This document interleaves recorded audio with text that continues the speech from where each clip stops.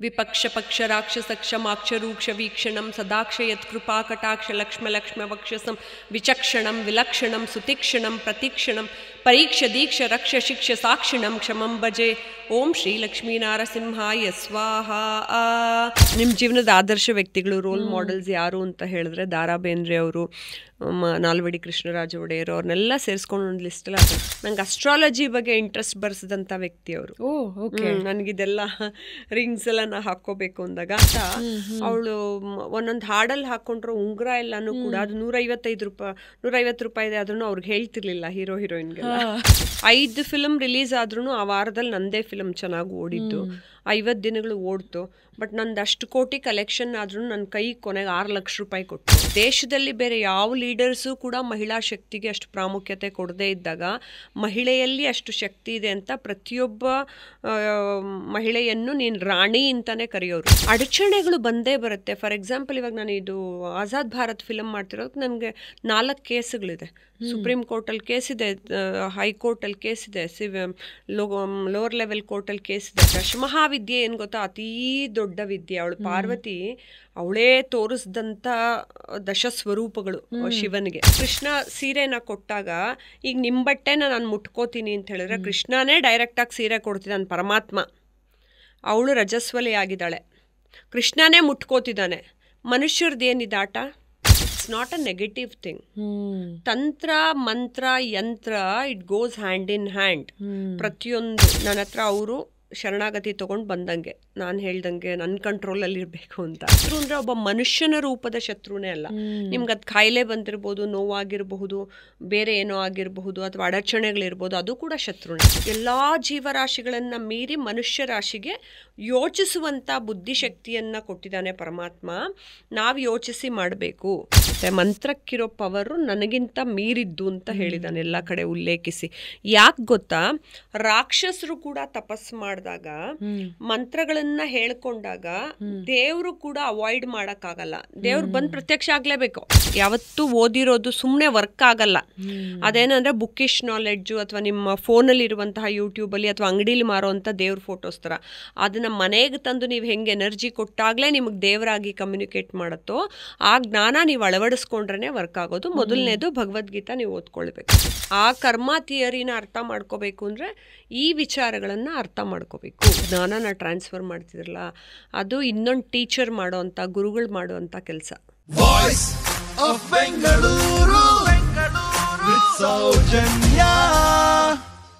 ಮೈಸೂರಿನ ಅರಸರು 52 ದಿನಗಳ ಕಾಲ ಅರಮನೆ ಬಿಟ್ಕೊಡ್ತಾರೆ. Some unknown unseen places like ಅವರ ಲೈಬ್ರರಿ ಇರಬಹುದು, ಈ ಎಲ್ಲಕ್ಕೂ ಆಕ್ಸೆಸ್ ನಮಗೆ ಸಿಗುತ್ತೆ. ಆ ಎಕ್ಸ್ಪೀರಿಯನ್ಸ್ ಹೇಗಿತ್ತು ಅಂದ್ರೆ? ಇಲ್ಲ, ನಾನು ಮೈಸೂರು ಮಹಾರಾಜರ ಬಗ್ಗೆ ನಿಜವಾಗ್ಲೂ ಹೇಳಲೇಬೇಕು. ನಾನು ದೊಡ್ಡ ಫ್ಯಾನು. ನನ್ನ ನಾಲ್ವಡಿ ಕೃಷ್ಣರಾಜ ಒಡೆಯರ್ ಅವರ ಜೀವನದ ಕಥೆಗಳನ್ನ ಕೇಳಿ ಕೇಳಿ ಕೇಳಿ ನಾನು ನಿಮ್ಮ ಜೀವನದ ಆದರ್ಶ ವ್ಯಕ್ತಿಗಳು, ರೋಲ್ ಮಾಡೆಲ್ಸ್ ಯಾರು ಅಂತ ಹೇಳಿದ್ರೆ ದಾರಾ ಬೇಂದ್ರೆ ಅವರು, ನಾಲ್ವಡಿ ಕೃಷ್ಣರಾಜ ಒಡೆಯರು, ಅವ್ರನ್ನೆಲ್ಲ ಸೇರಿಸ್ಕೊಂಡು ಒಂದು ಲಿಸ್ಟಲ್ಲಿ ಆ ಥರ ಇದೆ. ನನ್ನ ತಾತ ಮುತ್ತಾತ, ಅವ್ರ ಮುತ್ತಾತ ಯಾರ್ಯಾರಿಗೂ ಊಟ ಹಾಕಿದಾರೋ ಅವ್ರು ನಮಗೆ ಗೊತ್ತಿರಲ್ಲ, ಎಷ್ಟೋ ತಲೆಮಾರಿಗೆ. ಅವ್ರೊಂಥರ ದೇವ್ರ ಸಮಾನಾನೆ. ಇವತ್ತಿಗೂ ನನಗೆ ಯದುವೀರವ್ರ ಎದುರಿಗೆ ಸಿಕ್ಕಿದ್ರೆ ನಾನು ಹೋಗಿ ಕಾಲಿಗೆ ನಮಸ್ಕಾರ ಮಾಡ್ತೀನಿ. ಅಯ್ಯೋ ಬೇಡ ಬೇಡ ಅಂತಾರೆ. ನಾನು ಹೇಳೋದು ನಿಮಗೆ ಅಂತಲ್ಲ, ಅದು ನಿಮ್ಮೊಳಗಿರುವ ಆ ಮಹಾರಾಜರ ಮನೆತನದಿಂದ ನೀವು ಬಂದಿರೋಂಥ ಒಂದು ಆತ್ಮ ಇದೆಯಲ್ಲ, ಅದಕ್ಕೆ ನಾನು ಮರ್ಯಾದೆ ಕೊಡಲೇಬೇಕು. ಎಷ್ಟೋ ತಲೆಮಾರಿಗೆ ನೀವು ಊಟ ಹಾಕಿರ್ತೀರ. ಸೊ ಅದು ನಾನು ಕೊಡೋವಂಥ ಗೌರವ. ಆಮೇಲೆ ನಾನು ಚಪ್ಪಲಿ ಬಿಟ್ಟು ನಮಸ್ಕಾರ ಮಾಡ್ತೀನಿ. ನನಗಷ್ಟು ಪ್ರೀತಿ ಮಹಾರಾಜರ ಮನೆತನ ಅಂತ ಹೇಳಿದ್ರೆ. ಅವರು ಶ್ರೀಕಂಠದತ್ತ ಒಡೆಯರವರು ನನಗೆ ಭೇಟಿ ಮಾಡಿದಾಗ ಅವ್ರ ಅರಮನೇಲಿ ಎಷ್ಟು ಸಿಂಪಲ್ ವ್ಯಕ್ತಿ ಅಂದರೆ ಸುಮ್ಮನೆ ಕೂತಿರೋರು. ನಾವು ಮಾತಾಡ್ತಾ ಇದ್ರೆ ಅವರೆಲ್ಲ ಕೇಳಿಸ್ಕೊಳ್ಳೋರು. ಏನು ಮಾಡ್ತಿದ್ಯಾ, ಯಾಕೆ ಮಾಡಬೇಕಿದು, ನೀ ಫಿಲಮ್ ಇಂಡಸ್ಟ್ರಿಲಿ ಇದೆಯಲ್ಲಮ್ಮ, ಡೈರೆಕ್ಷನ್ ಮಾಡ್ತೀಯಾ ಅಂತೆಲ್ಲ. ನಿಜವಾಗ್ಲೂ ಅವ್ರ ಹತ್ರ ನನ್ನ ಫಿಲಮ್ಗೆ ಅವರು ಬಿಟ್ಕೊಟ್ಟಿದ್ದಷ್ಟೇ ಅಲ್ಲ ಅರಮನೆದು, ನಂಗೆ ಅಸ್ಟ್ರಾಲಜಿ ಬಗ್ಗೆ ಇಂಟ್ರೆಸ್ಟ್ ಬರ್ಸಿದಂಥ ವ್ಯಕ್ತಿ ಅವರು.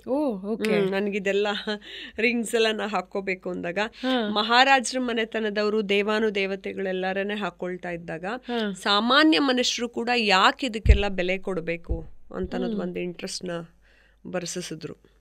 ಸೊ ಹಾಗಾಗಿ ನಾನು ಅಸ್ಟ್ರಾಲಜಿನೂ ಕಲಿಬೇಕು ಅನ್ನೋದು ಒಂದು ನನಗೆ ಮೋಟಿವೇಶನ್ನು ಸಿಕ್ತು. ಮತ್ತು ನಾ ಶೂಟಿಂಗ್ ಮಾಡಬೇಕಾದ್ರೆ ನೀವು ಹೇಳ್ದಂಗೆ ತುಂಬ ಪರ್ಸ್ನಲ್ ಆಕ್ಸೆಸ್ ಎಲ್ಲ ಕೊಡ್ತಿರ್ಲಿಲ್ಲ. ಬಟ್ ನನಗದು ಬೇಕಾಗಿತ್ತು. ಸುಮ್ಮನೆ ಹೊರಗಡೆಯಿಂದ ಶೂಟ್ ಮಾಡಿ ಅದೆಲ್ಲ ಅಲ್ಲ. ಪಾಪ ಅವ್ರು ಟೆರೆಸ್ ಮೇಲೂ ಕೂಡ ನನಗೆ ಲೈಟಿಂಗ್ ಆದಮೇಲೆ ಪ್ಯಾಲೇಸ್ ನಂಗೆ ಅದು ಬ್ಯಾಕ್ ಡ್ರಾಪಲ್ಲಿ ಸಿಗಬೇಕು ಅಂತ ಮೌನದಲ್ಲಿ ಹಾಡೊಂದು ಶೂಟ್ ಮಾಡಿದ್ದೀನಿ. ಸ್ಟಾರ್ಟಿಂಗಲ್ಲಿ ಉಯ್ಯಾಲೆ ಎಲ್ಲ ಹಾಕ್ಬಿಟ್ಟು ಆ ಟೆರೆಸ್ ಮೇಲೆ ಅವಳು ಓಡ್ ಹೋದಾಗ ಅದು ಹಂಗೆ ಕಾಣಬೇಕು ಅಂತ ಅದೆಲ್ಲ ತೊಗೊಂಡಿದ್ದೆ ಪರ್ಸ್ನಲ್ ಪರ್ಮಿಷನ್ ತೊಗೊಂಡು. ಆಮೇಲೆ ಆನೆಗಳನ್ನ ಕೊಟ್ಟರು ಶೂಟಿಂಗ್ಗೆ, ಕುದುರೆ ಕೊಟ್ಟರು. ಯಾಕೆಂದರೆ ಅದಕ್ಕೆಲ್ಲ ನಮಗೆ ಆ್ಯನಿಮಲ್ ಸರ್ಟಿಫಿಕೇಷನ್ನು ಸಾಕಿರೋರದ್ದೇ ಬೇಕಿತ್ತು. ನಾನೇನಿಲ್ಲ ಅಂದರೆ ಕೇರಳದಿಂದ ತರ್ಸೋಕ್ಕಾಗಲ್ಲ ಅಂತ ಅವ್ರನ್ನ ಪರ್ಮಿಷನ್ ಕೇಳಿಕೊಂಡು ತೊಗೊಂಡಿದ್ದದು.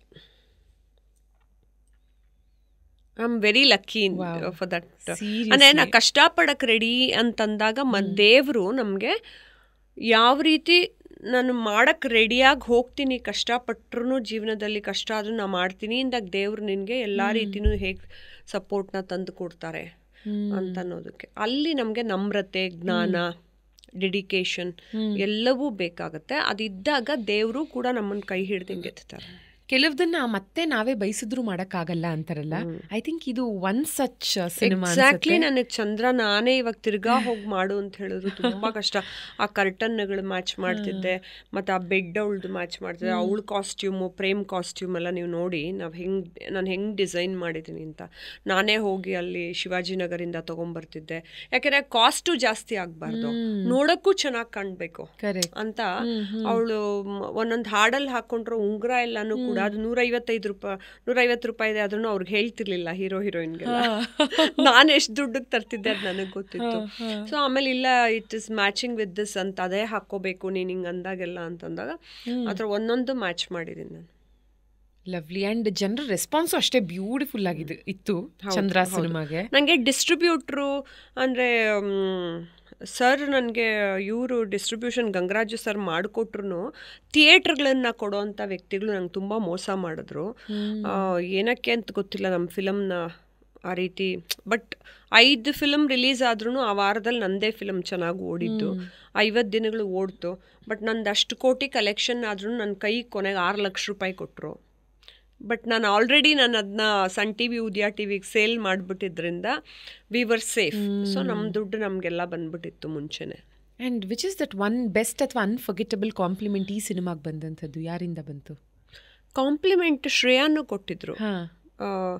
ನನ್ನ ಜೀವನದ ಬೆಸ್ಟ್ 3 ಸಿನಿಮಾಗಳಲ್ಲಿ ಒಂದು ಶಿವಾಜಿ, ಮನಮ್ಮು, ಚಂದ್ರ ಅಂತ ಅವರು ಕೊಟ್ಟಿದ್ರು. ಆಮೇಲೆ ಬೆಸ್ಟ್ ಕಾಂಪ್ಲಿಮೆಂಟು ನೀವು ಇಷ್ಟಪಡೋ ವಿವೇಕೇನೆ ಅನೌನ್ಸ್ ಮಾಡ್ಬೇಕಾದ್ರೆ ನನ್ನ ಫಿಲಮಲ್ಲಿ 2 ಹೀರೋಯಿನ್ಗಳಿದ್ದಾರೆ. ಒಂದು ನನ್ನ ಬ್ಯೂಟಿಫುಲ್ ಡೈರೆಕ್ಟ್ರು, ಇನ್ನೊಂದು ಶ್ರೇಯಾ ಸರಣ್ ಹೀರೋಯಿನ್ ಅಂತ. ಆ ಕಾಂಪ್ಲಿಮೆಂಟ್ನ ತಮಿಳ್ನಾಡಲ್ಲಿ ರಿಲೀಸ್ ಮಾಡಬೇಕಾದ್ರೂ ಹೇಳಿದರು. ಆ ಥರ ಎಷ್ಟೊಂದು ಕಾಂಪ್ಲಿಮೆಂಟ್ ಇದೆ. ನಂದು ಓಂಕಾರದಲ್ಲಿ ಝೇಂಕಾರ ಇವತ್ತಿಗೂ ನನ್ನ ಕಾಲರ್ ಟ್ಯೂನ್, ಅಷ್ಟೊಳ್ಳೆ ಸಾಂಗು. ನನ್ನ ಫಿಲಮ್ಗಳಲ್ಲಿ ನಾನು ಆ್ಯಸ್ ಅ ಕ್ಲಾಸಿಕಲ್ ಡ್ಯಾನ್ಸರ್ ನನ್ನ ಫಿಲಮ್ಗಳಲ್ಲಿ ಕ್ಲಾಸಿಕಲ್ ಸಾಂಗ್ ಇರಲೇಬೇಕು ಅಂತ ನಾನು ಆಸೆ ಪಟ್ಟು ಸಂಗೀತ ಪ್ರಾಧಾನ್ಯತೆ ಕೊಟ್ಟು ಅದಕ್ಕೆ ಓಂಕಾರದಲ್ಲಿ ಝೇಂಕಾರ ಇವನು ಮಾಡಿಸಿದ್ದು. ಆ್ಯಂಡ್ ನಿಮ್ಮ ಹಸ್ಬೆಂಡೇ ಮ್ಯೂಸಿಕ್ ಡೈರೆಕ್ಟರ್. ಬ್ಯೂಟಿಫುಲ್ ಆಗಿದೆ ಮ್ಯೂಸಿಕ್. ಎಲ್ಲರೂ ಇಷ್ಟಪಟ್ಟರು. ಎಲ್ಲರೂ ಸಾಂಗ್ಸ್ ತುಂಬ ಚೆನ್ನಾಗಿದೆ ಅಂತ ಹೇಳಿದ್ರು. ಕಾಸ್ಟ್ಯೂಮ್ ಚೆನ್ನಾಗಿದೆ ಅನ್ನೋರು, ಆರ್ಟ್ ಚೆನ್ನಾಗಿತ್ತು, ಎಲ್ಲ ಚೆನ್ನಾಗಿ ಬಂದಿತ್ತು. ಅದು ಕಾಂಬಿನೇಷನ್ಸ್ ಯಾವಾಗಲೂ ವರ್ಕ್ ಆಗುತ್ತೆ. ಆ್ಯಂಡ್ ಕೆಲವು combinations it has to repeat again and again. ಯಾಕೆ ಹೇಳ್ತಿದ್ದೀನಿ ಅಂದರೆ, ಝಾನ್ಸಿ ರೆಜಿಮೆಂಟ್ನ ನೀರಾ ಆರ್ಯ ಅವರ story first spy of Indian army ಅಂತ ಹೇಳಬಹುದು ಇವರನ್ನ. ಸೊ ಈ ಸಿನಿಮಾ ಏನು ಹೊರ ಬರ್ತಾ ಇದೆ, ಇನ್ನು couple of months from now ಇದನ್ನ ಎಕ್ಸ್ಪೆಕ್ಟ್ ಮಾಡಬಹುದು. ಸೊ ಇದು out and out Hindi cinema. Yes. So ನೀವು ಅಭಿನಯಿಸ್ತಾ ಇದ್ದೀರಾ, ಜೊತೆಗೆ ನಿಮ್ಮ ಹಸ್ಬೆಂಡ್ ಅವರ ಮ್ಯೂಸಿಕ್ ಇದೆ ಸಿನಿಮಾಗೆ. ಅಂಡ್ ಇದಕ್ಕೆ ಕಥೆ ಬರ್ದಿರೋದು ನೀವೇ ಅನ್ಸುತ್ತಲ್ವಾ? ಏನಂದ್ರೆ, ಇದು ನಾನು ಕೊರೋನಾ ಟೈಮಲ್ಲಿ ಬೆಳಗ್ಗೆ ಎದ್ದು ಪೂಜೆ ಮಾಡ್ತೀನಲ್ಲ ನಾನು, ಅವಾಗ 40 ದಿನ ಸಂಕಲ್ಪ ಮಾಡಿ ನಾನು ಪೂಜೆ ಮಾಡಬೇಕಾದ್ರೆ ನನಗೆ ಬಂದಂಥ ಥಾಟ್, ಒಂದು ಪೇಟ್ರಿಯಾಟಿಕ್ ಸಿನಿಮಾ ಮಾಡಬೇಕು ದೇಶಕ್ಕೋಸ್ಕರ ಈ ರೀತಿ ಅಂತಂದಾಗ ಸಡನ್ಲಿ ಐ ವಾಚ್ಡ್ ನೀರಾ ಆರ್ಯಾದ್ ಒಂದು ಕಡೆ ಒಬ್ಬರು ಮಿನಿಸ್ಟ್ರು, ಸೆಂಟ್ರಲ್ ಮಿನಿಸ್ಟ್ರು, ಅವರ ಬ್ಲಾಗಲ್ಲಿ ಬರ್ಕೊಂಡಿದ್ರು. ಅದನ್ನು ರಿಸರ್ಚ್ ಮಾಡ್ತಾ ಹೋದೆ ನೀರಾ ಆರ್ಯ ಬಗ್ಗೆ. ಹೇಗೆ INA ಶುರುವಾಯಿತು, Indian National Army, Netaji Subhash Chandra Bose ಅವರು ಅಷ್ಟು ಥಾಟ್ಫುಲ್ ಆಗಿ ಮಹಿಳಾ ಆರ್ಮಿಯನ್ನ ಸೃಷ್ಟಿ ಮಾಡಿದ್ರು, ಝಾನ್ಸಿ ರೆಜಿಮೆಂಟ್ ಅಂತ ಹೇಳಿದ್ರು. ದೇಶದಲ್ಲಿ ಬೇರೆ ಯಾವ ಲೀಡರ್ಸು ಕೂಡ ಮಹಿಳಾ ಶಕ್ತಿಗೆ ಅಷ್ಟು ಪ್ರಾಮುಖ್ಯತೆ ಕೊಡದೇ ಇದ್ದಾಗ ಮಹಿಳೆಯಲ್ಲಿ ಅಷ್ಟು ಶಕ್ತಿ ಇದೆ ಅಂತ ಪ್ರತಿಯೊಬ್ಬ ಮಹಿಳೆಯನ್ನು ನೀನು ರಾಣಿ ಅಂತಾನೆ ಕರೆಯೋರು, ರಾಣಿ ಝಾನ್ಸಿ ರೆಜಿಮೆಂಟು. ಸೊ ಎಲ್ರಿಗೂ 1000 ಜನಕ್ಕಿಂತ ಹೆಚ್ಚು ತಾಕತ್ತು ನಿಮ್ಮ ಒಬ್ಬ ಮಹಿಳೆಯಲ್ಲಿದೆ ಅಂತ ನೇತಾಜಿಯವರು ನಮಗೆ ಮೋಟಿವೇಟ್ ಮಾಡಿ ಪುಷ್ ಮಾಡಿದಂಥ ಅದು ಆರ್ಮಿ.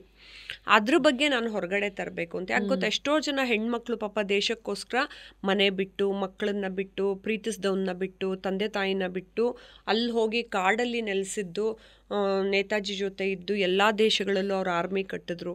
ಅಷ್ಟು ಅನ್ಕಂಡೀಷ್ನಲ್ ಆಗಿ ದೇಶಕ್ಕೆ ಸ್ವತಂತ್ರ ಸಿಗಲಿ ಅಂತ ಹೋದವ್ರಿಗೆ ನೇತಾಜಿನೇ ಮಾಯ ಮಾಡಿಸ್ಬಿಟ್ರು.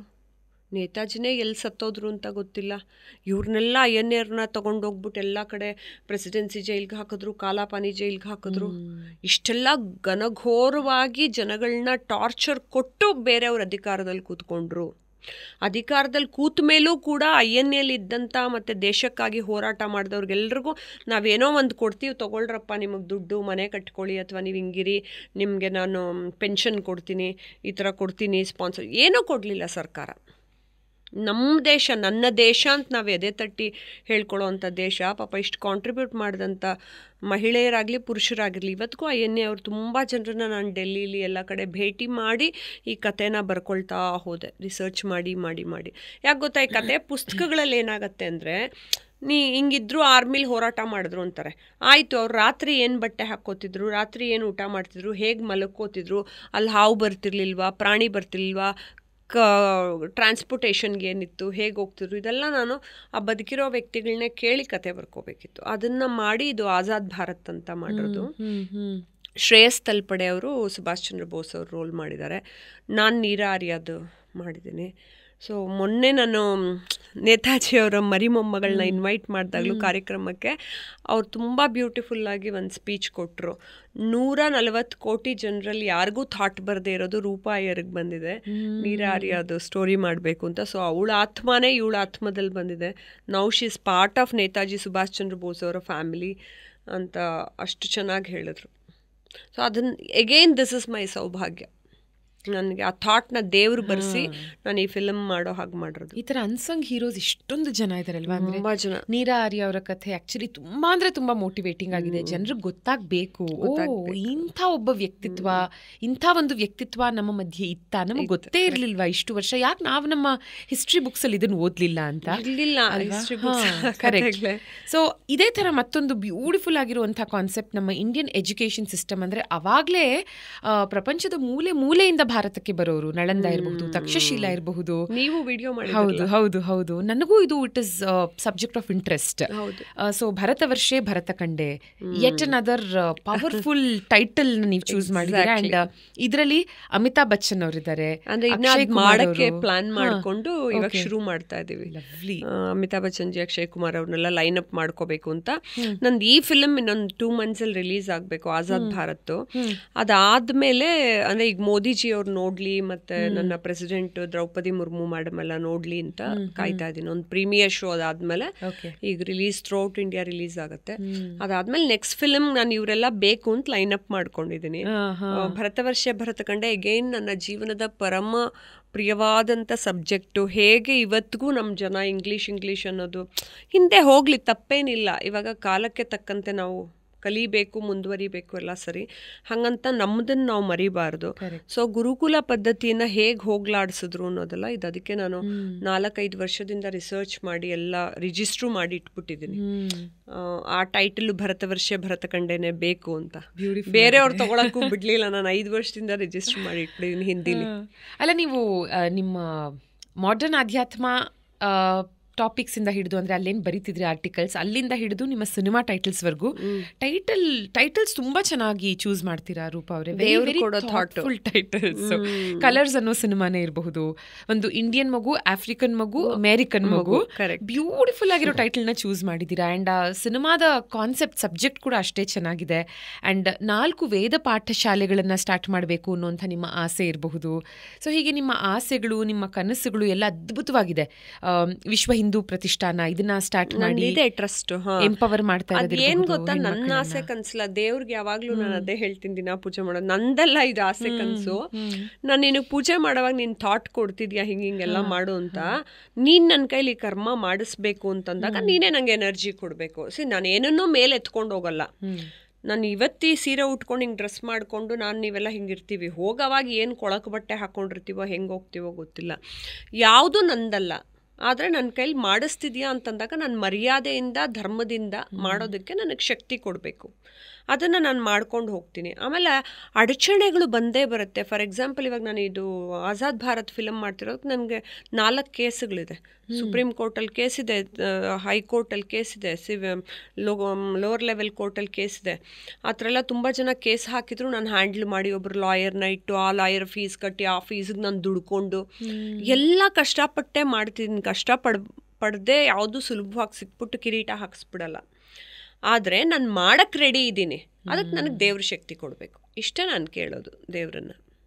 ಬ್ಯೂಟಿಫುಲ್. ನಾನು ನಿಮ್ಮನ್ನು ಇವಾಗ ಒಂದೇ ಕೇಳೋದು, ಇಷ್ಟೆಲ್ಲ ನಿಮ್ಮ ಲೈಫ್ ಜರ್ನಿ ಬಗ್ಗೆ ಮಾತಾಡ್ತಾ ಈಗ ಮೋಸ್ಟ್ ಇಂಪಾರ್ಟೆಂಟ್ಲಿ ಸನಾತನ ಧರ್ಮದ ಬಗ್ಗೆ ನಿಮಗಿರುವಂಥ ನಾಲೆಡ್ಜ್ ಅಪಾರ.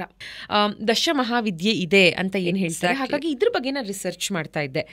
ದಶಮಹಾವಿದ್ಯೆ ಅಂದರೆ ಕಾಳಿ, ತಾರಾ, ತ್ರಿಪುರ ಸುಂದರಿ, ಭುವನೇಶ್ವರಿ, ಭೈರವಿ, ಚಿನ್ನಮಸ್ತ, ಧೂಮಾವತಿ, ಬಗಲಮುಖಿ, ಮಾತಂಗಿ ಮತ್ತು ಕಮಲಾತ್ಮಿಕ. ನಿಮಗೆಲ್ಲ ಮೈಂಡಲ್ಲೇ ಇದೆ, ನಾನು ನೋಡ್ಕೊಂಡಿರಬೇಕು. ಬಟ್ ನಮಗೆ ನೀವು ಹೇಳೋದಿದ್ರೆ ಅಬೌಟ್ ದಶಮಹಾವಿದ್ಯೆ.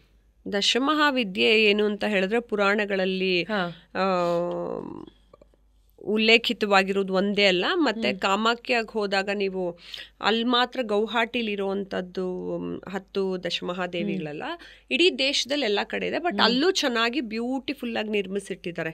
ಯಾಕೆಂದ್ರೆ ಅಲ್ಲಿ ಸಾಧನೆ ಮಾಡ್ಕೊಳಕ್ ಬರೋಂಥ ಸಿದ್ಧ ಪುರುಷರು ಮತ್ತೆ ಹೊಸದಾಗಿ ಕಲಿಬೇಕು ಅಂತ ಹೋದವ್ರಿಗೆ ಆಯಾ ಪೀಠಗಳಿಗೆ ಹೋಗೋ ಬದಲು ಇಲ್ಲಿ ಎಲ್ಲಾನು ವ್ಯವಸ್ಥೆಗಳಿರ್ಬೇಕು ಅನ್ನೋದು ಒಂದೇ ಕಡೆ.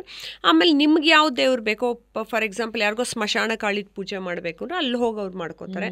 ಬೇಡ ನನಗೆ ಲಲಿತಾ ತ್ರಿಪುರ ಸುಂದರಿನೇ ಬೇಕು ಅಂದ್ರೆ ಅವಳೇ ಕಾಮಾಖ್ಯ. ಷೋಡಶಿ ಮೋಸ್ಟ್ ಬ್ಯೂಟಿಫುಲ್, 16 ವರ್ಷದ ಮೋಸ್ಟ್ ಬ್ಯೂಟಿಫುಲ್ ಹುಡುಗಿ ಅಂತ ಅವಳೇ ಬಾಲಾ ತ್ರಿಪುರ ಸುಂದರಿ, ಅವಳೇ ಲಲಿತಾ ತ್ರಿಪುರ ಸುಂದರಿ, ಅವಳೇ ಮಹಾ ತ್ರಿಪುರ ಸುಂದರಿ. ಅವಳಲ್ಲಿ ಆ ಶಕ್ತಿ ಇದೆ. ಅಂದ್ರೆ ಅದನ್ನ ಸಂಸಾರಿಗಳು ಪೂಜೆ ಮಾಡಬಹುದು, ಮತ್ತೆ ನೀವು ಮೋಕ್ಷಕ್ಕೆ ಹೋಗ್ಬೇಕು ಅನ್ನೋವಾಗ್ಲೂ ಪೂಜೆ ಮಾಡಬಹುದು ಅಂತ ಅನ್ನೋದಕ್ಕೆ ಕಾಮಾಖ್ಯ ದೇವಿನ ಪೂಜೆ ಮಾಡ್ತಾರೆ. ಅಂದ್ರೆ ಅವಳ ಹೆಸರೇ ಹೇಳೋಂಗೆ ಕಾಮನೆಗಳನ್ನ ಅವಳು ಕೊಡುವಂತಹ, ನಮ್ಗೆ ಚತುರ್ವಿಧ ಪುರುಷಾರ್ಥಗಳನ್ನ ನಾವ್ ಇಟ್ಕೊಳ್ತಾ ಹೋದಾಗ ಕಾಮ ಅರ್ಥ ಮೋಕ್ಷ ಚತುರ್ವಿಧ ಮೋಕ್ಷಕ್ಕೂ ಆವಾಗ ಎಲ್ಲವನ್ನೂ ಕೊಡ್ತಾಳೆ ಅಂತ ಅನ್ನೋದಕ್ಕೆ ಕಾಮಾಖ್ಯ ಪೂಜೆಯನ್ನ ಮಾಡ್ತಾರೆ. ಲಲಿತಾ ತ್ರಿಪುರ ಸುಂದರಿದು. ಬೇರೆ ಎಲ್ಲಾ ದೇವಿದು ಇದೆ, ತಾರಾದು ಇದೆ. ತಾರಾ ಇವನ್ ಟಿಬೆಟಿಯನ್ಸ್ ಮತ್ತೆ ಇವರು ಬುದ್ಧಿಸ್ಟ್ಗಳು ಕೂಡ ತುಂಬಾ ಪೂಜೆ ಮಾಡ್ತಾರೆ. ಅದರಲ್ಲಿ ನೀವು ಚಿನ್ನಮಸ್ತ ತಗೊಂಡ್ರು ಉಗ್ರ ರೂಪಕ್ಕೆ ಹೋಗಿ ನೀವು ಪೂಜೆ ಮಾಡಬಹುದು. ನಾವೆಲ್ಲ ಮಾತಂಗಿ ಪೂಜೆ ಮಾಡ್ತೀವಿ, ನಾವೆಲ್ಲ ಅಂದ್ರೆ ಫಿಲಮ್ ಇಂಡಸ್ಟ್ರಿ ಕಲಾವಿದಗಳು, ಸಂಗೀತ ಅದೆಲ್ಲ ಮಾಡೋದಕ್ಕೆ. ಕಮಲಾತ್ಮಿಕ ತಂತ್ರದಲ್ಲಿ ಲಕ್ಷ್ಮೀ ದೇವಿ ಯಾವ್ದು 2 ತಾವರೆ ಹೂವನ್ನ ಇಟ್ಕೊಂಡಿರೋದು ನಾವು ನೋಡ್ತೀವೋ ಅವಳು ಕಮಲಾತ್ಮಿಕ. ಸೊ ಅವಳನ್ನು ಕೂಡ ಓಂ ಶ್ರೀಂ ಹ್ರೀಂ ಶ್ರೀಂ ಮಹಾಲಕ್ಷ್ಮಿ ಆಗಚ್ಚ, ಸೊ ಅವಳು ಕಮಲಾತ್ಮಿಕ, ಅದನ್ನು ಪೂಜೆ ಮಾಡ್ತೀವಿ. ಸೊ ದಶಮಹಾವಿದ್ಯೆ ಏನು ಗೊತ್ತಾ, ಅತೀ ದೊಡ್ಡ ವಿದ್ಯೆ. ಅವಳು ಪಾರ್ವತಿ ಅವಳೇ ತೋರಿಸಿದಂಥ ದಶಸ್ವರೂಪಗಳು ಶಿವನಿಗೆ. ಇದನ್ನೇ ನಾವೊಂದು ದೊಡ್ಡ ಎಪಿಸೋಡ್ ಮಾಡಬಹುದು. ಅವಳೇ ತೋರಿಸ್ತಾಳೆ ಅವ್ರ ಶಿವಂಗೆ ಆಶ್ಚರ್ಯ ಆಗ್ಬಿಟ್ಟು ಕೇಳ್ತಾನೆ, ಏನಿದೆಲ್ಲ ನೀನು ಈ ಥರ ಎಲ್ಲ ಕಡೆ ನನ್ನ ಅಟ್ಯಾಕ್ ಮಾಡಿದ್ಯಾ ಅಂತಂದಾಗ ಒಂದೊಂದನ್ನೇ ಹೇಳ್ತಾ ಹೋಗ್ತಾಳೆ. ಅದರಲ್ಲಿ ಕಾಳಿನೂ ನಮ್ಗೆಲ್ಲರ ಜೀವನಕ್ಕೂ ಬೇಕು. ಎಸ್ಪೆಷಲಿ ಕಲಿಯುಗದಲ್ಲಿ ನಾ ಇಲ್ಲಿಂದ ಹೊರಟ್ರೇನೆ ನೆಕ್ಸ್ಟ್ ರೋಡಲ್ಲೇ ನನಗೆ 108 ತಾಪತ್ರೆಗಳು ಕಾಯ್ತಿರುತ್ತೆ. ಒಂದು ಟ್ರಾಫಿಕ್, ಯಾರೋ ಓವರ್ಟೇಕಿಂಗು, ಯಾರೋ ಆಕ್ಸಿಡೆಂಟಿಗೆ ಬರ್ತಾರೆ, ಏನೇನೋ ಆಗುತ್ತೆ. ಸೊ ನಿಮ್ಗೆಲ್ಲ ಕಾಳಿ ಶಕ್ತಿನೂ ಬೇಕು, ಎಲ್ಲವನ್ನು ಗೆದ್ಕೊಂಡು ಮುಂದಕ್ಕೆ ಹೋಗೋದಕ್ಕೆ. ಮತ್ತೆ ಈ ನೆಗೆಟಿವ್ ಎನರ್ಜಿಗಳೆಲ್ಲ ನಿಮ್ಮನ್ನ ಅಟ್ಯಾಕ್ ಮಾಡದೇ ಇರಲಿ ಅಂದಾಗ ಕಾಳಿ ಶಕ್ತಿ ಬೇಕಾಗತ್ತೆ.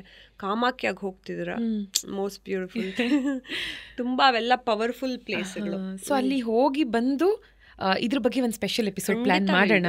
ಬಿಕಾಸ್ ನಾನು ನೋಡ್ಕೊಂಡ್ ಬಂದ್ಮೇಲೆ ನನಗೆ ಇನ್ನೂ ಸಾಕಷ್ಟು ಪ್ರಶ್ನೆಗಳು ಬರಬಹುದು. ಇಲ್ಲ, ಅದು ಜಾಗದ ಮಹಿಮೆ ಮತ್ತೆ ನಿಮ್ಗೆ ಎನರ್ಜಿ, ಅಲ್ಲೇ ನಿಮ್ಗೆ ದೇವಿ ಸ್ವರೂಪ ಅಂತ ಹಿಂಗೆ ಕೂತಿರಲ್ಲ, ಅದೇ ನಮ್ಮ ಇದು ಭಾರತೀಯ ಸನಾತನ ಧರ್ಮದಲ್ಲಿ ಅದೇನೆ. ನಾವು ಒಂದು ಕಲ್ಲಿಟ್ಟರು ಪೂಜೆ ಮಾಡ್ತೀವಿ, ಹೊಸ ಗಾಡಿ ತಗೊಂಬಂದ್ರು ಪೂಜೆ ಮಾಡ್ತೀವಿ, ಮನೆ ಕಟ್ಟಿದ್ರು ಗೋಡೆಗಳಿಗೆ ಪೂಜೆ ಮಾಡ್ತೀವಿ, ಗಾಳಿಲಿ ಹೋಗ್ತಿರೋ ಗಾಳಿಗೂ ಪೂಜೆ ಮಾಡ್ತೀವಿ, ಅಂದ್ರೆ ಪ್ರಾಣಾಯಾಮ ಮಾಡ್ತಾ, ಬೆಂಕಿಗೂ ಪೂಜೆ ಮಾಡ್ತೀವಿ. ನಮ್ದು ಬ್ಯೂಟಿನೇ ಅದು. ನಾವೆಲ್ಲದಕ್ಕೂ ತಂದೆ ತಾಯಿಗೂ ಪೂಜೆ ಮಾಡ್ತೀವಿ, ಎಲ್ರಿಗೂ ಪೂಜೆ ಮಾಡೋದನ್ನೇ ನಾವು ಬೆಳೆಸ್ಕೊಂಡ್ ಬಂದಿದ್ದೀವಿ. ಕರೆಕ್ಟ್. ಸೊ ಅಲ್ಲಿ ಕಾಮಾಖ್ಯಲ್ಲಿ ಬರೀ ನೀವು ಕೆಳಗೆ ಹೋಗಿ ಮುಟ್ಟಿದ್ರೆ ಅದು ಯೋನಿಪೀಠ ಅಲ್ವಾ, ಅಲ್ಲೊಂದು ಪವರ್ ಇದೆ, ಆ ತಾಯಿ ಯೋನಿನೇ ಅಲ್ಲಿದೆ ಅಂತ. ಹಾಗೆ ಪಾರ್ವತಿ ಬಗ್ಗೆನೇ ಮಾತಾಡ್ತಾ, ಮದುವೆ ಆದ್ಮೇಲೆ ಪಾರ್ವತಿ ಮೊದಲ ಬಾರಿ ಮುಟ್ಟಾಗಿದ್ದು ಈ ದೇವಸ್ಥಾನದಲ್ಲಿ ಇನ್ನೂ ನಂಬಿಕೆ ಇದೆ. ಯಾವುದು ಅಂದ್ರೆ ಚೆಂಗನೂರ್ ಮಹಾದೇವ ದೇವಸ್ಥಾನ ಅಂತ. ಸೊ ಯಾಕೆ ಇದನ್ನ ಹೇಳ್ದೆ ಅಂದ್ರೆ, ಮುಟ್ಟಾಗೋದು ಮೆನಾರ್ಕಿ ಅಂತ ಏನ್ ಕರಿತೀವಿ, ಇದರ ಬಗ್ಗೆ ನಮ್ಮ ಸನಾತನ ಧರ್ಮದಲ್ಲಿ ಉಲ್ಲೇಖ ಇದೆಯಾ? ಇಫ್ ಎಸ್ ಏನಂತಿದೆ, ಯಾವ್ದ್ರಲ್ಲಿದೆ? ಓಕೆ. ಮೊನ್ನೆ ನಾನು ಗರುಡ ಪುರಾಣದ್ದನ್ನು ಅದೇ ಹೇಳ್ತಾ ಇದ್ದೆ. ಇದೇನು ಅಂದರೆ ಫಸ್ಟು ನಾನು ವೈದಿಕ ಧರ್ಮದ್ದೆಲ್ಲ ಕಲಿಬೇಕು ಅಂತ ಅಂದ್ಕೊಂಡಾಗ್ಲೂ ತುಂಬ ಜನರ ತಲೆನಲ್ಲಿ ಇದಿತ್ತಲ್ಲ, ಹೆಣ್ಮಕ್ಳು ಕಲಿಬೇಕಾ, ಹೆಣ್ಮಕ್ಳು ಕಲಿಬಾರ್ದ, ಯಾಕೆ ಮಾಡಬೇಕು, ಯಾಕೆ ಮಾಡಬಾರ್ದು. ಪ್ರತಿಯೊಂದು ಜೀವಾತ್ಮದ ಎನರ್ಜಿಗೂ ಜೀವಾತ್ಮಕ್ಕೂ, ಯಾಕಂದರೆ ನಾವೆಲ್ಲ ಪರಮಾತ್ಮನ ಅಂಶ ಆಗಿರೋದ್ರಿಂದ ನಮ್ಮೆಲ್ರಿಗೂ ಹಕ್ಕಿದೆ ಮುಕ್ತಿಯನ್ನು ಪಡ್ಕೊಳ್ಳೋದಕ್ಕೆ. ಆದರೆ ಸಮಾಜದಲ್ಲಿ ಬರ್ತಾ ನಾವು ಕಲಿಯುಗಕ್ಕೆ ಬಂದ್ಬಿಟ್ಟು ಜನ ಏನು ಮಾಡಿಬಿಟ್ಟಿದ್ರು ಅಂದರೆ ಹೆಣ್ಮಕ್ಳಿಗೆ ಮುಕ್ತಿ ಸಿಗಲ್ಲ, ಹೆಣ್ಣಾಗಿ ಹುಟ್ಟಿದ್ದೆ ಪಾಪ, ಹೆಣ್ಣಾಗಿ ಹುಟ್ಟಿದವಳು ಹಿಂಗೆ ಅನುಭವಿಸ್ಬೇಕು ಅಂತ ಸಮಾಜದಲ್ಲಿ ಹಿಂಗೆ ಒಂದು ಕೂಪಮಂಡೂಕ ಥರ ಒಳಗಡೆ ಸಿಕ್ಕಾಕ್ಸಿ ಕೂಡಿಸಿದ್ರು. ನಾನೆಲ್ಲ ರಿಸರ್ಚ್ ಮಾಡಲೇಬೇಕು ಅಂತ ತುಂಬ ಗುರುವರಿಯರುಗಳನ್ನೆಲ್ಲ ಭೇಟಿ ಮಾಡಿ ಹೋದ್ರೆ ಕೆಲವಷ್ಟು ಜನರು ಸತ್ಯತೆಯನ್ನು ಹೇಳಲಿಲ್ಲ. ಹೌದು, ನೀವು ಹಿಂಗೆಲ್ಲ ಮಾಡಬಾರ್ದು ಅಂದರು. ಬಟ್ ನನಗೆ ಎಲ್ಲವನ್ನು ಹೇಳ್ಕೊಡ್ತಾ ಹೋಗುವಂತ ನಾನು ರಿಸರ್ಚ್ ಮಾಡಿದವರು ತುಂಬಾ ಅನೇಕ ಗುರುಗಳ ಹತ್ರ. ಆಮೇಲೆ ಗೊತ್ತಾಯ್ತು ನಮಗೆ ಶರೀರವನ್ನ ಕೊಟ್ಟಿರೋದು ಸಂಸಾರಕ್ಕೋಸ್ಕರ ಮಾತ್ರ. ಪ್ರಕೃತಿ ಮತ್ತೆ ಪುರುಷನ ಸೃಷ್ಟಿ ಮಾಡಿರೋದು ಜಗತ್ನಲ್ಲಿ ದೇವರು ಸಂಸಾರ ಕಟ್ಕೊಳ್ಳಿ ಅಂತ ನಮಗೆ ಒಂದು ದೇಹವನ್ನ ಕೊಟ್ಟು ಆ ದೇಹದಲ್ಲಾಗುವ ಬದಲಾವಣೆಗಳನ್ನ ಕೊಟ್ಟಿದ್ದಾರೆ. ಅದು ನಿನ್ನ ಆತ್ಮದಲ್ಲಾಗೋ ಬದಲಾವಣೆ ಅಲ್ಲ. ಮುಕ್ತಿ ಯಾವ್ದಕ್ಕೆ ಬೇಕಾಗಿರೋದು ಆತ್ಮಕ್ಕೆ.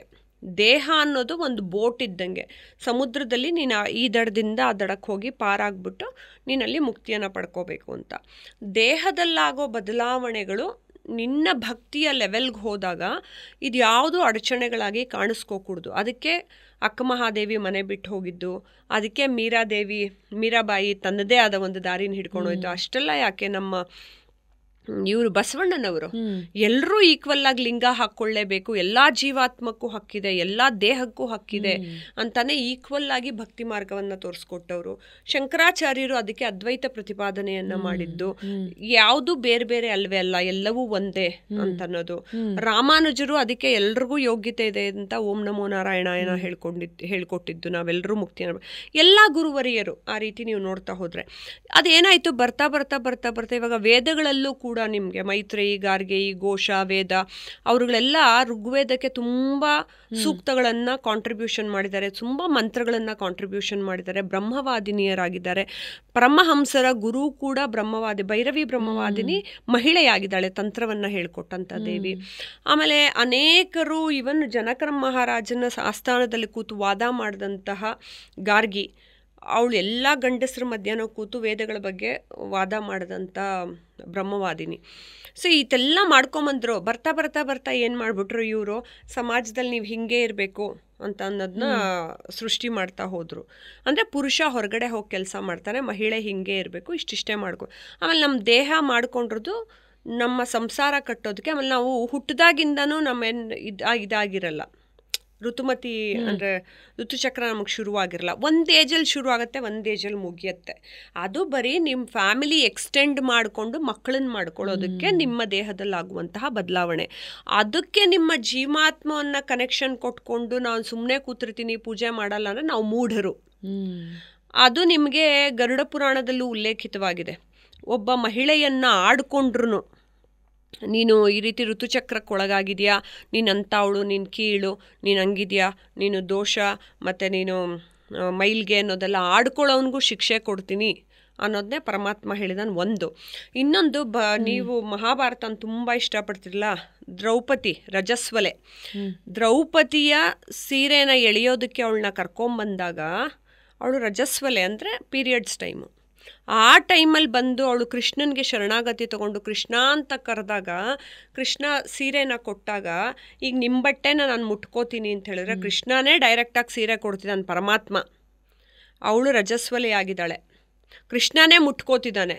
ಮನುಷ್ಯರದ್ದೇನಿದಾಟ? ಸೊ ಮನುಷ್ಯ ಪರಮಾತ್ಮನಿಗಿಂತ ತಾನು ಬುದ್ಧಿವಂತ, ತಾನು ದೊಡ್ಡವನು ಅಂತ ಹೇಳಕ್ಕೆ ಹೋಗ್ತಾನೆ. ಬಟ್ ನಾವೆಲ್ಲ ಯಾಕೆ ಸೈಲೆಂಟ್ ಆಗಿರ್ತೀವಿ ಅಂದರೆ ಅವ್ರಿಗೇನು ಶಿಕ್ಷೆ ಕೊಡಬೇಕೋ ಶಿಕ್ಷೆ ಕಾದಿರುತ್ತೆ. ನಾವು ವಾದ ಮಾಡೋಕ್ಕೆ ಹೋದರೆ ಇವ್ರು ಹೆಣ್ಮಕ್ಳು ವಾದ ಮಾಡ್ತಾರೆ ಅಂತಾರೆ, ಅದೆಲ್ಲ ಅಲ್ಲ. ಆದರೆ ನಾವು ವಾದನೇ ಮಾಡೋಕ್ಕೆ ಹೋಗ್ಬಾರ್ದು. ಭಕ್ತಿಯಲ್ಲಿ ಯಾರನ್ನು ಟೆಸ್ಟ್ ಮಾಡೋಕ್ಕೆ ಸಾಧ್ಯನೇ ಇಲ್ಲ.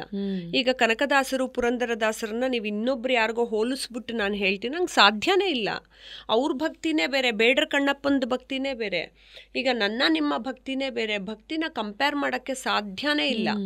ಹಾಗಾಗಿ ಅವರು ಯಾರೋ ಒಳಗಿಲ್ಲ ಅಂದರೆ, ಈಗ ಕೆಲವು ಸಂಪ್ರದಾಯಗಳಲ್ಲಿ ಅವ್ರವ್ರ ಮನೆಯಲ್ಲಿ ಕೂತ್ಕೋಬೇಕು. ಅದನ್ನು ಗರುಡ ಪುರಾಣದಲ್ಲಿ ಏನಂತ ಹೇಳಿದಾರೆ ಅಂದರೆ, ಕೂತ್ಕೊಳ್ಳೋದು ಏನಕ್ಕೆ ಇವರ ಪದ್ಧತಿನ ಮಾಡಿದ್ರು ಅಂತ ಹೇಳಿದ್ರೆ, ಆ 5 ದಿನಗಳು 3 ದಿನಗಳು ನೀವು ಆ ವ್ಯಕ್ತಿ ಜೊತೆ ಫಿಸಿಕಲ್ ಕಾಂಟ್ಯಾಕ್ಟಲ್ಲಿ ಇದ್ದು ನಿಮಗೆ ಮಗು ಏನಾರು ಹುಟ್ಟಿತು ಅಂತ ಹೇಳಿದ್ರೆ ಅದು ಬೇರೆ ರೀತಿಯ ಕೆಟ್ಟು ಬುದ್ಧಿ ಇರುವಂತಹ ಮಕ್ಕಳು, ರಾಕ್ಷಸ ಗುಣ ಇರುವಂತಹ ಮಕ್ಕಳು ಆ ಥರ ಎಲ್ಲ ಹುಟ್ಟಬಹುದು, ಅಥವಾ ಅಂಗವೈಫಲ್ಯತೆಯನ್ನು ತೊಗೊಂಡು ಹುಟ್ಟಬಹುದು, ಏನಾದರೂ ಆಗ್ಬೋದು, ಆ ಥರ ತೊಂದರೆಗಳಾಗ್ಬೋದು. ಇನ್ನೊಂದು ಮಹಿಳೆಗೆ ಆ ಸಮಯದಲ್ಲಿ ಅವಳಿಗೆ ಫಿಸಿಕಲ್ ಶಕ್ತಿ ಇಲ್ಲ ಅಂದಾಗ ಪುರುಷರು ಅವಳಿಗೆ ಹಿಂಸೆ ಕೊಡದೇ ಇರಲಿ ಅನ್ನೋದಕ್ಕಾಗಿ ಈ ಪದ್ಧತಿಗಳನ್ನು ತೊಗೊಂಬಂದರು. ಹಾಗಂತ ಅದು ಕೀಳು ತಪ್ಪು ಅದೆಲ್ಲ ಅಲ್ವೇ ಅಲ್ಲ. ಈಗೆಲ್ಲ ದಶಮಹಾದೇವಿಗಳನ್ನು ಪೂಜೆ ಮಾಡೋದು ಮಹಿಳೆ ತಾನೆ. ಕರೆಕ್ಟ್. ಪುರುಷರು ಕೂಡ ಮಹಿಳೆಗೆ ಹೋಗ್ಬಿಟ್ಟು ಉಪಾಸನೆಯನ್ನ ಮಾಡಿ, ದೇವಿ ಉಪಾಸನೆ ಮಾಡಿ ಅಷ್ಟೆಲ್ಲ ಪೂಜೆ ಮಾಡ್ತಾರೆ. ಅದೇ ಮನೇಲಿರೋ ಮಹಿಳೆನ ಬೈತಾರೆ ಅಂತ ಅಂದ್ರೆ ಆ ದೇವಿ ಹೆಂಗೆ ನಿನಗೆ ಒಲಿದು ವರನ ಕೊಡ್ತಾಳೆ? ಹಂಗಾಗಕ್ಕೆ ಸಾಧ್ಯನೇ ಇಲ್ಲ. ಆ್ಯಕ್ಚುಲಿ ಆ ಸಮಯದಲ್ಲಿ ಹುಡುಗಿರ್ನ ಬೈಲೂಬಾರ್ದಂತೆ, ಅದು ಬೇಗ ತಟ್ಟತ್ತೆ. ಓಕೆ, ಬಟ್ ಈ ತಟ್ಟೋದ್ರ ಬಗ್ಗೆ ಮಾತಾಡ್ತಾ ಥಟ್ಟಂತ ನನ್ನ ಮೈಂಡಿಗೆ ಬಂದಿದ್ದು ಶಾಪ. ಅಂದರೆ ನಾವು ಪುರಾಣಗಳಲ್ಲಿ ಮಾತ್ರ ನೋಡ್ತೀವಿ ಋಷಿ ಮುನಿಗಳು ಕೋಪದಲ್ಲಿ ಶಾಪ ಕೊಡ್ತಿದ್ರು ಅಂತ. ಆದರೆ ಈ ಕಲಿಯುಗದಲ್ಲಿ ಒಂದು ಮಾತು ತುಂಬ ಕೇಳ್ಪಟ್ಟಿದ್ದೀನಿ ನಾನು, ಎಷ್ಟು ಸತ್ಯ ನನಗೆ ದೇವರಾಣಿಗೂ ಗೊತ್ತಿಲ್ಲ. ಬ್ರಾಹ್ಮಣರ ಶಾಪ ತಟ್ಟತ್ತೆ ಅಂತಾರೆ. ಎಷ್ಟು ಸತ್ಯ ಇದು? ಇದ್ರ ಉಲ್ಲೇಖ ಇಲ್ಲ. ಎಲ್ಲರ ಶಾಪನೂ ತಟ್ಟತ್ತೆ, ಹೇಳ್ತೀನಿ ಕೇಳಿ. ಎಲ್ಲರ ಶಾಪನೂ ಅಂದರೆ ಬ್ರಹ್ಮಜ್ಞಾನ ಅಥವಾ ಭಕ್ತಿಯ ಪರಾಕಾಷ್ಠೆಯಲ್ಲಿರುವಂತಹ, ಅಲ್ಲಿ ಅಂದರೆ ಭಕ್ತಿಗೆ ಹೋಗ್ಬಿಟ್ಟ ಮೇಲೆ ಅದು ಬ್ರಾಹ್ಮಣಿಕೆ. ಬ್ರಾಹ್ಮಣ ಅನ್ನೋದು ಜಾತಿ ಅಲ್ಲ. ಆ ಭಕ್ತಿಯಲ್ಲಿ ಹೋದಂಥ ಆ ಭಗವಂತನ ಪುತ್ರಿ ಅಥವಾ ತಾಯಿ ಮಹಾಕಾಳಿ ಪುತ್ರಿನೇ ಆಗಿರಲಿ, ತುಂಬ ದೇವಿನ ಪೂಜೆ ಮಾಡ್ತಿದ್ಲು ಅಂತ ಇಟ್ಕೊಳ್ಳಿ, ಅಥವಾ ತುಂಬ ಗುರುಭಕ್ತಿಯನ್ನೇ ಇಟ್ಕೊಂಡು ರಾಘವೇಂದ್ರ ಸ್ವಾಮಿನೇ ಪೂಜೆ ಮಾಡ್ತಿದ್ರು ಅಂತ ಇಟ್ಕೊಳ್ಳಿ, ಅಥವಾ ಶಿವನ್ನೇ ಪೂಜೆ ಆ ಭಕ್ತರನ್ನ ಯಾರಾದರೂ ನೋಯಿಸಿದ್ರು ಅಥವಾ ಅವ್ರ ಹತ್ರ ಕಿತ್ಕೊಂಡು ಹೋದ್ರು, ಯಾರೋ ಅತ್ಯಾಚಾರ ಮಾಡಿದ್ರು, ಬಂದರು ನಂಬಿಕೆ ದ್ರೋಹ ಮಾಡಿದ್ರು, ಅದೆಲ್ಲ ಅವರು ನೀನು ಶಾಪ ಬಾಯಲ್ಲೂ ಹಾಕೋದು ಬೇಡವಂತೆ.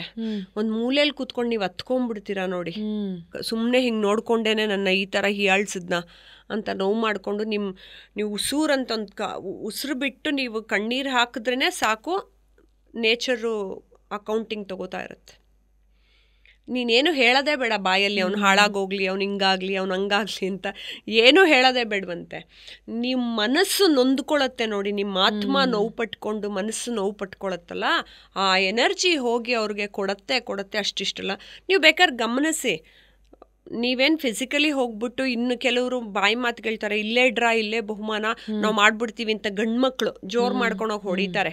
ಅದೂ ಮಾಡಲ್ಲ ನಾವು ಹೆಣ್ಮಕ್ಳು. ಆಮೇಲೆ ಭಕ್ತರು, ಪರಮ ಭಕ್ತರು, ನೀವು ಒಂದು ಕಡೆ ಕೂತ್ಕೊಂಡು ನಾನೇನು ಮಾಡ್ತೀನಿ, ನನಗೇನು ಹಂಗೆ ನೋವು ಮಾಡಿದ್ರೆ ಹೋಗಿ ನಮ್ಮ ದೇವಿಗೆ ಸಾಷ್ಟಾಂಗ ನಮಸ್ಕಾರ ಹಾಕ್ತೀನಿ.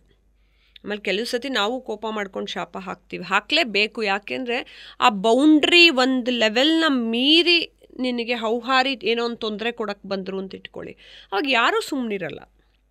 ಈಗ ನಮ್ಗೊಂದು ಬೌಂಡ್ರಿ ಮೀರಿ ಬಂದು ಹಾವು ಕಚ್ಚುತ್ತೆ ಅಂದರೆ ನೀವು ಹಾವನ್ನು ದೂರ ತಳ್ಳಕ್ಕೆ ಏನೋ ಒಂದು ಮಾಡೇ ಮಾಡ್ತೀರ.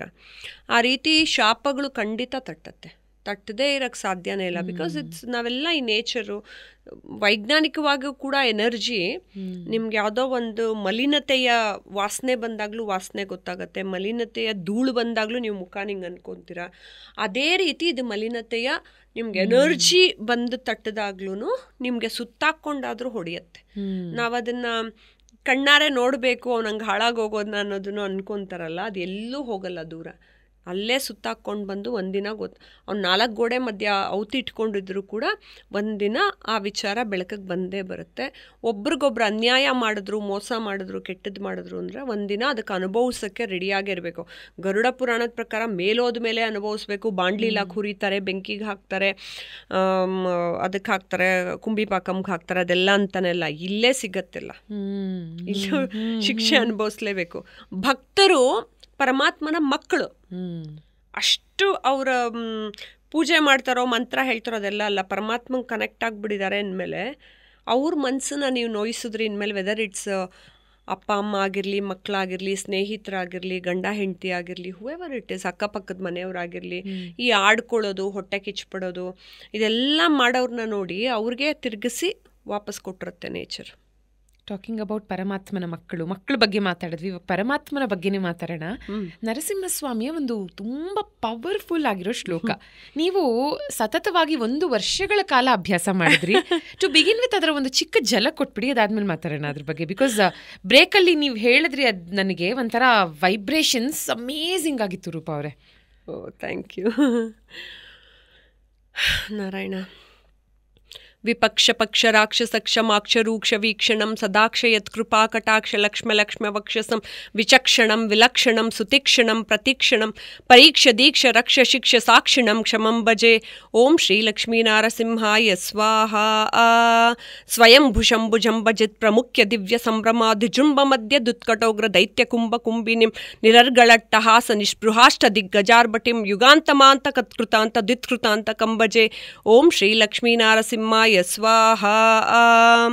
ಕರಾಳ ವಕ್ತ್ರ ಕರ್ಕಚೋಗ್ರ ವಜ್ರದಂ ಶ್ರಮುಜ್ವಲಂ ಕುಠಾರ ಖಡ್ಗ ಕುಂತರೋಮ ರಾಂಕುಶೋ ನಖಾಯುಧಂ ಮಹದ್ಬ್ರಯೂಧ ಭಗ್ನ ಸಂಚಲಗ್ನತಾ ಸಟಾಲಕಂ ಜಗತ್ಪ್ರಮೂರ್ಛಿತಾಟಹಾಸ ಚಕ್ರವರ್ತಿಣಂ ಭಜೆ. ನೋಡಿ ಒಂದೊಂದೇ ಲೈನು, ಅದು ಟಂಗ್ ಟ್ವಿಸ್ಟಿಂಗ್, ಟಂಗ್ ಟ್ವಿಸ್ಟರ್ ಥರನೇ ಇದೆ ಇದು. ಅದು ಎಷ್ಟು ಗೊತ್ತಾ, ಇಟ್ಟುಕ್ ಅದೇ ಥರನೇ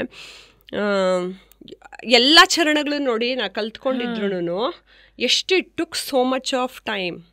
ದರಿದ್ರ ದೇವಿ ದುಷ್ಟ ದೃಷ್ಟಿ ದುಃಖ ದುರ್ಬರಹಂ ಹರಂ ನವಗ್ರಹೋಗ್ರ ವಕ್ರದೋಷಣ ದಿವ್ಯಾದಿ ನಿಗ್ರಹಂ ಪರೌಷಧಾದಿ ಮಂತ್ರ ಯಂತ್ರ ತಂತ್ರಕೃತ್ತಿನಂ ಹನಂ ಅಕಾಲ ಮೃತ್ಯು ಮೃತ್ಯು ಮೃತ್ಯು ಉಗ್ರಮೂರ್ತಿಣಂ ಭಜೆ. ಇದು ಒಂದು 10 ಇದ್ದಿದ್ರು ನಾನು ಒಂದೊಂದೇ ಆ ಜೋಡಿಸ್ಕೊಳ್ಳೋಕ್ಕೆ ಪದ ಇಟ್ ಟುಕ್ ಲಾಂಗ್ ಟೈಮ್. ಇದನ್ನ ಕೇಳಿದಾಗಲೇ ಹೇಳಬಹುದು ಇಟ್ ಇಸ್ ಎಕ್ಸ್ಟ್ರೀಮ್ಲಿ ಪವರ್ಫುಲ್ ಅಂತ. ಅಯ್ಯೋ ಸ್ತಂಭಾವಿರ್ಭವ ಸ್ತೋತ್ರ. ಯಾರು ಬೇಕಾದ್ರೂ ಕಲಿಬಹುದು, ನಾನು ನನಗೆಲ್ಲ ಒಂದು ಸ್ವಲ್ಪ ಮಂತ್ರಗಳನ್ನ ನಾನು ಚಾಲೆಂಜಿಂಗ್ ಆಗಿ ತಗೊಂಡು ಕಲಿತೀನಿ.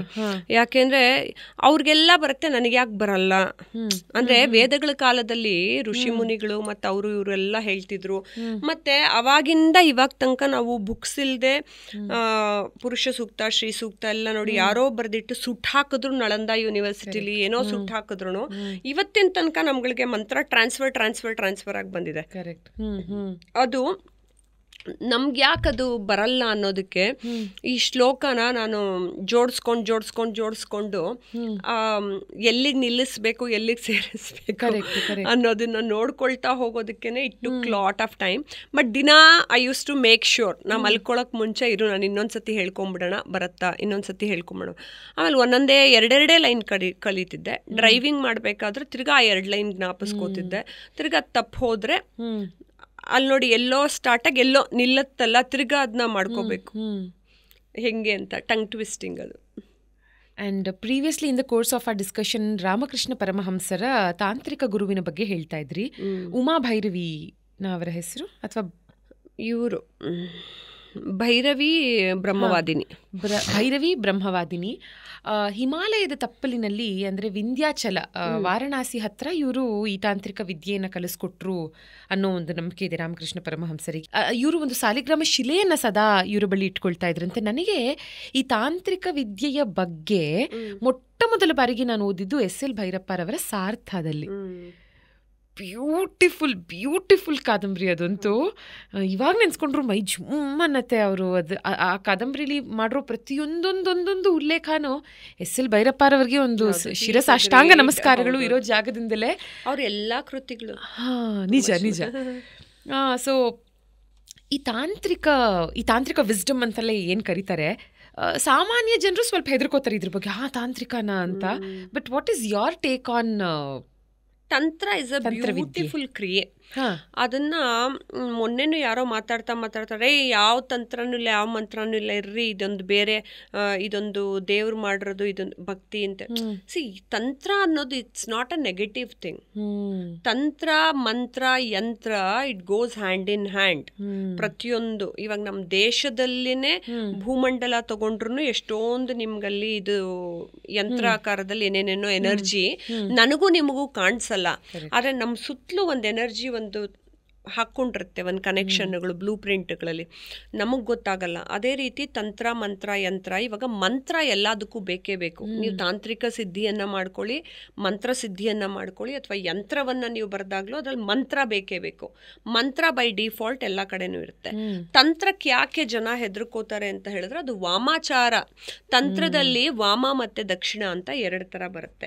ಅದರಲ್ಲಿ ಇನ್ನೊಂದಷ್ಟು ಬರುತ್ತೆ, ಕೌಳಾಚಾರ, ವೈಷ್ಣವಾಚಾರ, ಶಾಕ್ತಿಸಮ್, ಶೈವಿಸಮ್, ಶ್ರೀ ವೈಷ್ಣವಿಸಮ್ ಅಲ್ಲಿ ಬೇರೆ ಬೇರೆ ಬೇರೆ ಬೇರೆ ಥರ ತಂತ್ರಗಳು ಬರುತ್ತೆ. ಮುಖ್ಯವಾಗಿ ವಾಮಾಚಾರ ದಕ್ಷಿಣಾಚಾರ ಅಂತ ಬರುತ್ತಲ್ಲ, ವಾಮಾಚಾರ ಮಾಡಬೇಕಾದ್ರೆ ಪ್ರಯೋಗಗಳನ್ನು ಮಾಡಿ ಜನರಿಗೆ ಕೆಟ್ಟದಾಗ್ಲಿ ಅನ್ನೋದಕ್ಕೂ ಆ ಪ್ರಯೋಗಗಳನ್ನು ಎನರ್ಜಿ ಮೂಲಕ ಟ್ರಾನ್ಸ್ಫರ್ ಮಾಡ್ತಾರೆ.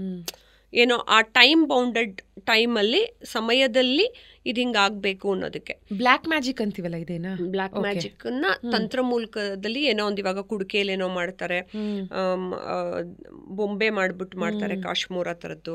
ಮತ್ತೇನೋ ಒಂದು ಕಣ್ಕಪ್ ಹಚ್ಕೊಳಕ್ಕೆ ಕೊಡ್ತಾರೋ, ಊಟದಲ್ಲಿ ಹಾಕ್ಕೊಡ್ತಾರೋ, ವಶೀಕರಣ ಮಾಡ್ತಾರೋ, ಅದರಲ್ಲೇ ಸ್ತಂಭನ, ಉಚ್ಚಾಟನ, ಮಾರಣ, ಮೋಹನ, ವಶೀಕರಣ ಎಲ್ಲ ಆ ಥರದ್ದೆಲ್ಲ ಕ್ರಿಯೆಗಳಿದೆ.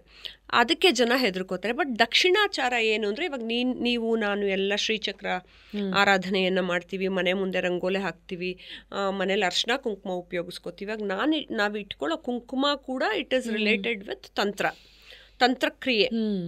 ಸೊ ಅದು ತಪ್ಪೇನಿಲ್ಲ. ಜನ ಯಾಕೆ ಅಂದರೆ ಇವರೆಲ್ಲ ತಂತ್ರಕ್ಕೆ ಮೊರೆ ಹೋಗಿದ್ದಾರೆ ಅಂತ ಹೇಳಿದ್ರೆ, ವಾಮಾಚಾರದಲ್ಲಿ ಚಿಕ್ಕದೇನೋ ಮಾಡ್ಕೊಂಬಿಟ್ಟು ಬೇಗ ಏನೋ ಅಚೀವ್ ಮಾಡ್ಕೊಂಬಿಡ್ಬೇಕು ಅಂತ ಹೋಗ್ತಾರೆ. But that won't work. ಅದೇನಂದರೆ ಟೈಮ್ ಬೌಂಡೆಡ್. ನಿನ್ಗೇನೋ ಒಂದು ಕ್ವಿಕ್ಕಾಗಿ ಆಗುತ್ತೆ, ಬಟ್ ಅದು ಉಲ್ಟಾನೂ ಹೊಡೆಯುತ್ತೆ.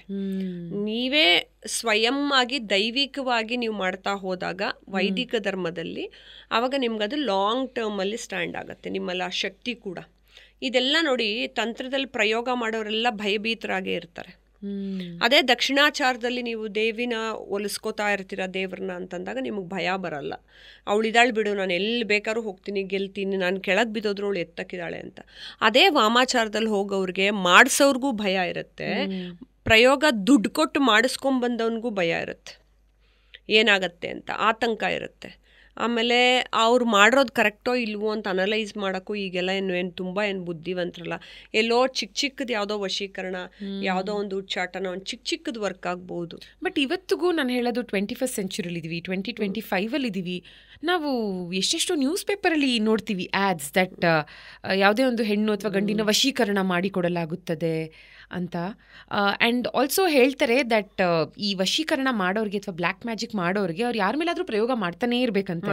ಅದು ಮಾಡಿಲ್ಲ ಅಂದರೆ ಅವ್ರಿಗೆ ಒಂದೊಂದ್ಸಲ ಏನಾಗುತ್ತೆ, ಯಾರು ಆ ಥರದ್ದು ಯಾರೋ ಒಬ್ರು ಸೋ ಕಾಲ್ಡ್ ಕ್ಲೈಂಟ್ ಬಂದಿಲ್ಲ ಅಂದರೆ ಅವ್ರ ಮಕ್ಕಳ ಮೇಲೆ ಮಾಡ್ತಾರಂತಲ್ಲ, ಎಲ್ರದ ಮೇಲೂ ಅವ್ರಿಗೊಂಥರ ಹುಚ್ಚಿಡಿದಿರುತ್ತಿದಲ್ಲ.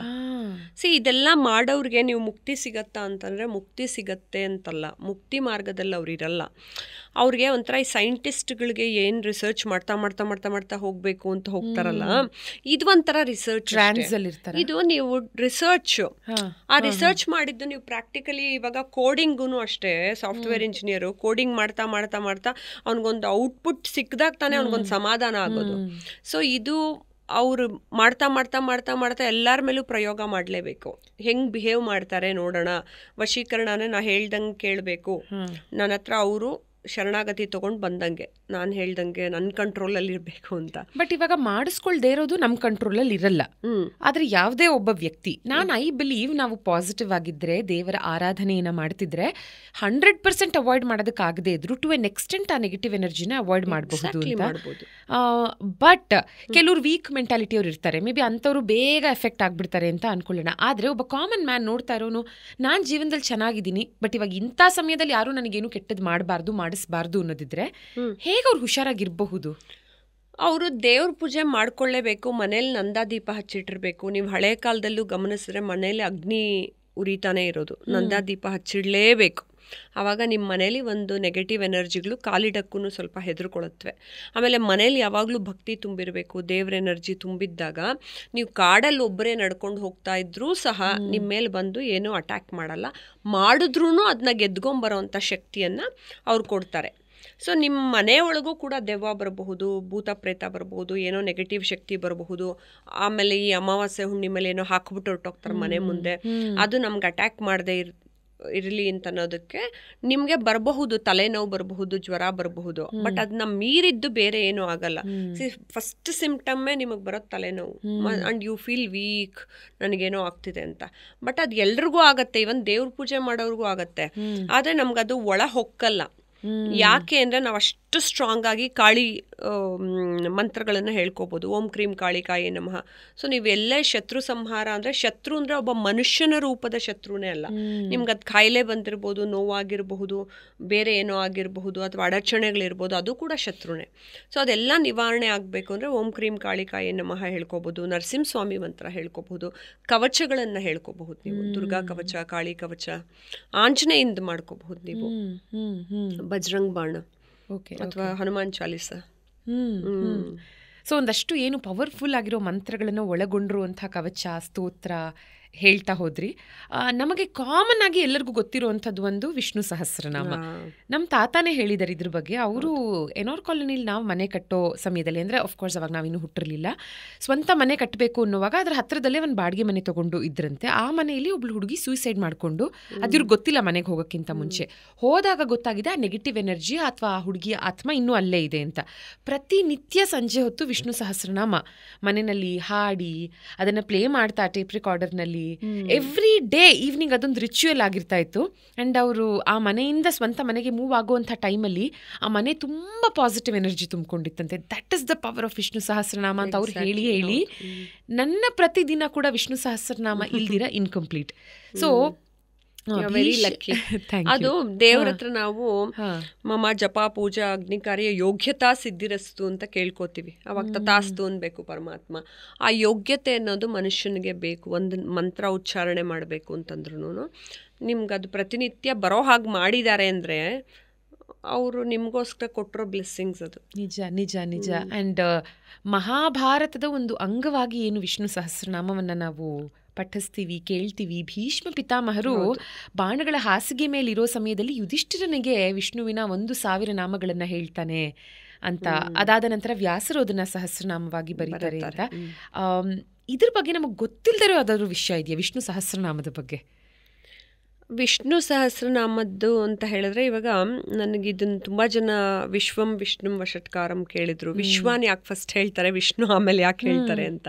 ಆದರೆ ನಮ್ಮ ತತ್ವಮಸಿನ ತಗೊಂಡಾಗ ಎಲ್ಲವೂ ಪರಮಾತ್ಮ ಅಂತ ನಾವು ಕನ್ಸಿಡರ್ ಮಾಡ್ತೀವಿ. ಮೈಕು ಪರಮಾತ್ಮ, ಇದು ಪರಮಾತ್ಮ, ಇದು ಪರಮಾತ್ಮ. ಅದು ಜಡ ವಸ್ತು ಆಗಿರಲಿ, ಚೈತನ್ಯ ವಸ್ತು ಆಗಿರಲಿ, ಎಲ್ಲವೂ ಪರಮಾತ್ಮ. ಅಂದರೆ ಒಂದು ಅಣುವಿನಿಂದ ಹೇಗೆ ಬ್ರಹ್ಮಾಂಡ ಸೃಷ್ಟಿಯಾಯಿತು ಅಂತ. ಸೊ ಇಡೀ ವಿಶ್ವನೇ ಅವನು ಅನ್ನೋದನ್ನ ಕೂಡ ನಾವು ಭಾವಿಸ್ಕೋಬೇಕು. ಈಗ ನಾವೆಲ್ಲ ಹೋಗ್ತೇವೆ, ದೇವ್ರಿಗೇನು ಕಾಣಿಸ್ಬಿಡುತ್ತಾ ಬಿಡೋ, ನಾನು ನೀನು ಇಲ್ಲಿ ಒಳಗಡೆ ಮೋಸ ಮಾಡೋಣ ಅಂದರೆ ಈ ಕಾರ್ಪೆಟ್ಟುನು ದೇವ್ರೆ. ತತ್ವಮಸಿನಲ್ಲಿ ಹೇಳೋದು ಅಂದರೆ ಪ್ರತಿಯೊಂದನು. ಇನ್ನೊಂದು ಬರೋದು ನೇತಿ ನೇತಿ, ನಾನು ಅದಲ್ಲ, ನಾನು ಇದು ನಾನಲ್ಲ, ನೀವು ಅದು ನೀವಲ್ಲ, ನಾನು ಇದೂ ಅಲ್ಲ, ನಾನು ಅದೂ ಅಲ್ಲ, ನಾನು ನನ್ನ ಆತ್ಮನೂ ಅಲ್ಲ. ಯಾಕೆಂದ್ರೆ ಆತ್ಮ ನಂದಲ್ಲ, ದೇಹ ನಂದಲ್ಲ. ಈ ಪಂಚೇಂದ್ರಿಯಗಳು ಉಪನಿಷತ್ತಲ್ಲಿ ಹೇಳೋದನ್ನು ಅದೇನೆ. ಕಣ್ಣು ನೋಡೋ ಕೆಲಸ ಮಾಡ್ಕೊಳತ್ತೆ, ಕಿವಿ ಕೇಳೋ ಕೆಲಸ ಮಾಡುತ್ತೆ, ಬಾಯಿ ಮಾತಾಡೋ ಕೆಲಸ. ನೀನೇನು ಮಾಡ್ತೀಯಾ, ನೀನೇನು ಮಾಡಲ್ಲ ಅಂತ. ಇವನ್ ಚಯಾಪಚಯ ಕ್ರಿಯೆ ಅದೇ ಮಾಡ್ಕೊಳತ್ತೆ, ಮಲಮೂತ್ರ ವಿಸರ್ಜನೆ ಅದೇ ಮಾಡ್ಕೊಳತ್ತೆ, ಎಲ್ಲ ಅದೇ ಮಾಡ್ಕೊಳತ್ತೆ. ನೀನೇನು ಮಾಡ್ತೀಯಾ? That is where it comes to ಭಗವದ್ಗೀತಾಲಿ ವಿಮೃಶೆ ಏತತ್ ಅಶೇಷೇಣ ಯಥಾ ಇಚ್ಛಸಿ ತಥಾ ಕುರು ಅಂತ ಹೇಳ್ತಾನೆ. ಎಲ್ಲವನ್ನು ಪರಿಶೀಲಿಸಿ ನೀನು ವಿಶೇಷವನ್ನು ಬಿಡ್ದಂಗೆ, ನೀನೊಂದು ಶೇಷವನ್ನು ಬಿಡ್ದಂಗೆ ನೀನು ಯೋಚಿಸಿ ಯಥಾ ಇಚ್ಛಸಿ ತಥಾ ಕುರು, ನಿನಗೇನು ಇಷ್ಟ ಆಗುತ್ತೋ ಅದು ಮಾಡು ಅಂದರೆ ಎಲ್ಲ ಜೀವರಾಶಿಗಳನ್ನು ಮೀರಿ ಮನುಷ್ಯ ರಾಶಿಗೆ ಯೋಚಿಸುವಂಥ ಬುದ್ಧಿಶಕ್ತಿಯನ್ನು ಕೊಟ್ಟಿದ್ದಾನೆ ಪರಮಾತ್ಮ. ನಾವು ಯೋಚಿಸಿ ಮಾಡಬೇಕು. ಸೊ ಎಲ್ಲವೂ it goes hand in hand. Whether it's Vishnu Sahasranama ಆಗಿರ್ಬೋದು, ಸೂಕ್ತಗಳಾಗಿರ್ಬೋದು, ವಿಷ್ಣು ಎಲ್ಲವನ್ನೂ ಸೇರಿಸ್ಕೊಳ್ತಾ ಹೋದ್ರೂ ಎಲ್ಲ ಒಂದಕ್ಕೊಂದೊಂದಕ್ಕೊಂದು ಲಿಂಕ್ ಇದೆ. ಬೇರೆ ದೇವಾನುದೇವತೆಗಳಿಗೂ ಲಿಂಕ್ ಇದೆ. ಅದನ್ನು ಭಗವದ್ಗೀತೆಯಲ್ಲಿ ಹೇಳಿದ್ದಾನೆ. ವಿಷ್ಣುನೇ ಪರಮಾತ್ಮ ಎಲ್ಲವೂ ಆಗಿದ್ರು ಬೇರೆ ದೇವತೆಗಳಿಗೆ ಪೂಜೆ ಮಾಡೋದಕ್ಕೆ ನಾನೇ ಪ್ರೇರಣೆ ಕೊಡೋದು ಅನ್ನೋದನ್ನು ಹೇಳ್ತಾನೆ ಪರಮಾತ್ಮ. Lovely. And especially Vishnu Sahasranama ಹೇಳ್ಕೋಬೇಕಾದ್ರೆ ಬಹಳ ಖುಷಿ ಅನ್ಸುತ್ತೆ. ಯಾಕಂದರೆ ಅದರ್ವೈಸ್ ನಾವು ಈ ಥರ ಸ್ಪಷ್ಟವಾಗಿ ಮಂತ್ರ ಉಚ್ಚಾರಣೆ ಅಲ್ದಿರಾ ಇಷ್ಟು ಸ್ಪಷ್ಟವಾಗಿ ಪದಗಳನ್ನು ಬಿಡಿಸಿ ಇನ್ಯಾವಾಗ ತಾನೇ ಹೇಳ್ತೀವಿ. ಇವಾಗ ನೀವು ನರಸಿಂಹನ ಶ್ಲೋಕ ಏನು ಹೇಳಿದ್ರಿ, ವಿಶ್ವಂ ವಿಷ್ಣು ವಷಟ್ಕಾರೋ ಅಂತಿದ್ದ ಹಾಗೆ ನನಗೆ ಅದರ ಮುಂದಿನ ಸಾಲು ಲಲಿತಾ ಸಹಸ್ರನಾಮನೂ ಹಂಗೆ ಮೋಸ್ಟ್ ಪವರ್ಫುಲ್ಲು. ಎಲ್ಲ ಕಾಳಿ ತಗೊಳ್ಳಿ ನೀವು, ಎಲ್ಲ ಆಂಜನೇಯ ಸ್ವಾಮಿ ತಗೊಳ್ಳಿ, ಎಲ್ಲನೂ ಅಷ್ಟೇ, ಎಲ್ಲ ಮಂತ್ರಗಳು ಒಂಥರ ಖುಷಿ ಕೊಡಿ. ಈವನ್ ಶಿವಂದು ಎಲ್ಲ ಇದನ್ನು ಅಷ್ಟೇ ಅಲ್ಲ, ರುದ್ರ ಚಮಕ ಹೇಳ್ಕೊಳ್ತಾ ಹೋದ್ರು ಎಲ್ಲದಕ್ಕೂ ಒಂದು ಪವರ್ ಇದೆ. ಆ ಮಂತ್ರಕ್ಕೊಂದು ಪವರ್ ಅನ್ನೋದನ್ನ ಹೇಳ್ಬಿಡ್ತೀನಿ. ಇಲ್ಲೇನು ಅಂತ ಹೇಳಿದ್ರೆ, ದೇವ್ರೂ ಅದನ್ನು ಹೇಳ್ತಾನಂತೆ, ಮಂತ್ರಕ್ಕಿರೋ ಪವರು ನನಗಿಂತ ಮೀರಿದ್ದು ಅಂತ ಹೇಳಿದಾನೆ ಎಲ್ಲ ಕಡೆ ಉಲ್ಲೇಖಿಸಿ.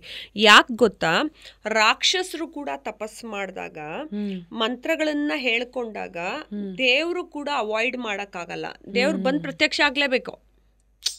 ಇವಾಗ ದೇವರು ನೀನು ರಾಕ್ಷಸ ಹೋಗೋ, ನಿನ್ನ ಕರೆದ್ರೆ ನಾ ಬರಲ್ಲ ಅನ್ನಲ್ಲ. ಅವನ ಪ್ರಯೋಗ ಏನು, ಮಂತ್ರನ ಇಟ್ಕೊಂಡು ಇಷ್ಟು ಲಕ್ಷ ಕೋಟಿ ಅಂತ ತಪಸ್ಸು ಕೂತ್ಬಿಟ್ಟ ಅಂದ್ರೆ ಆ ಮಂತ್ರ ಕರೆದು ದೇವ್ರನ್ನ ಇಲ್ಲಿ ನಿಲ್ಸತ್ತೆ.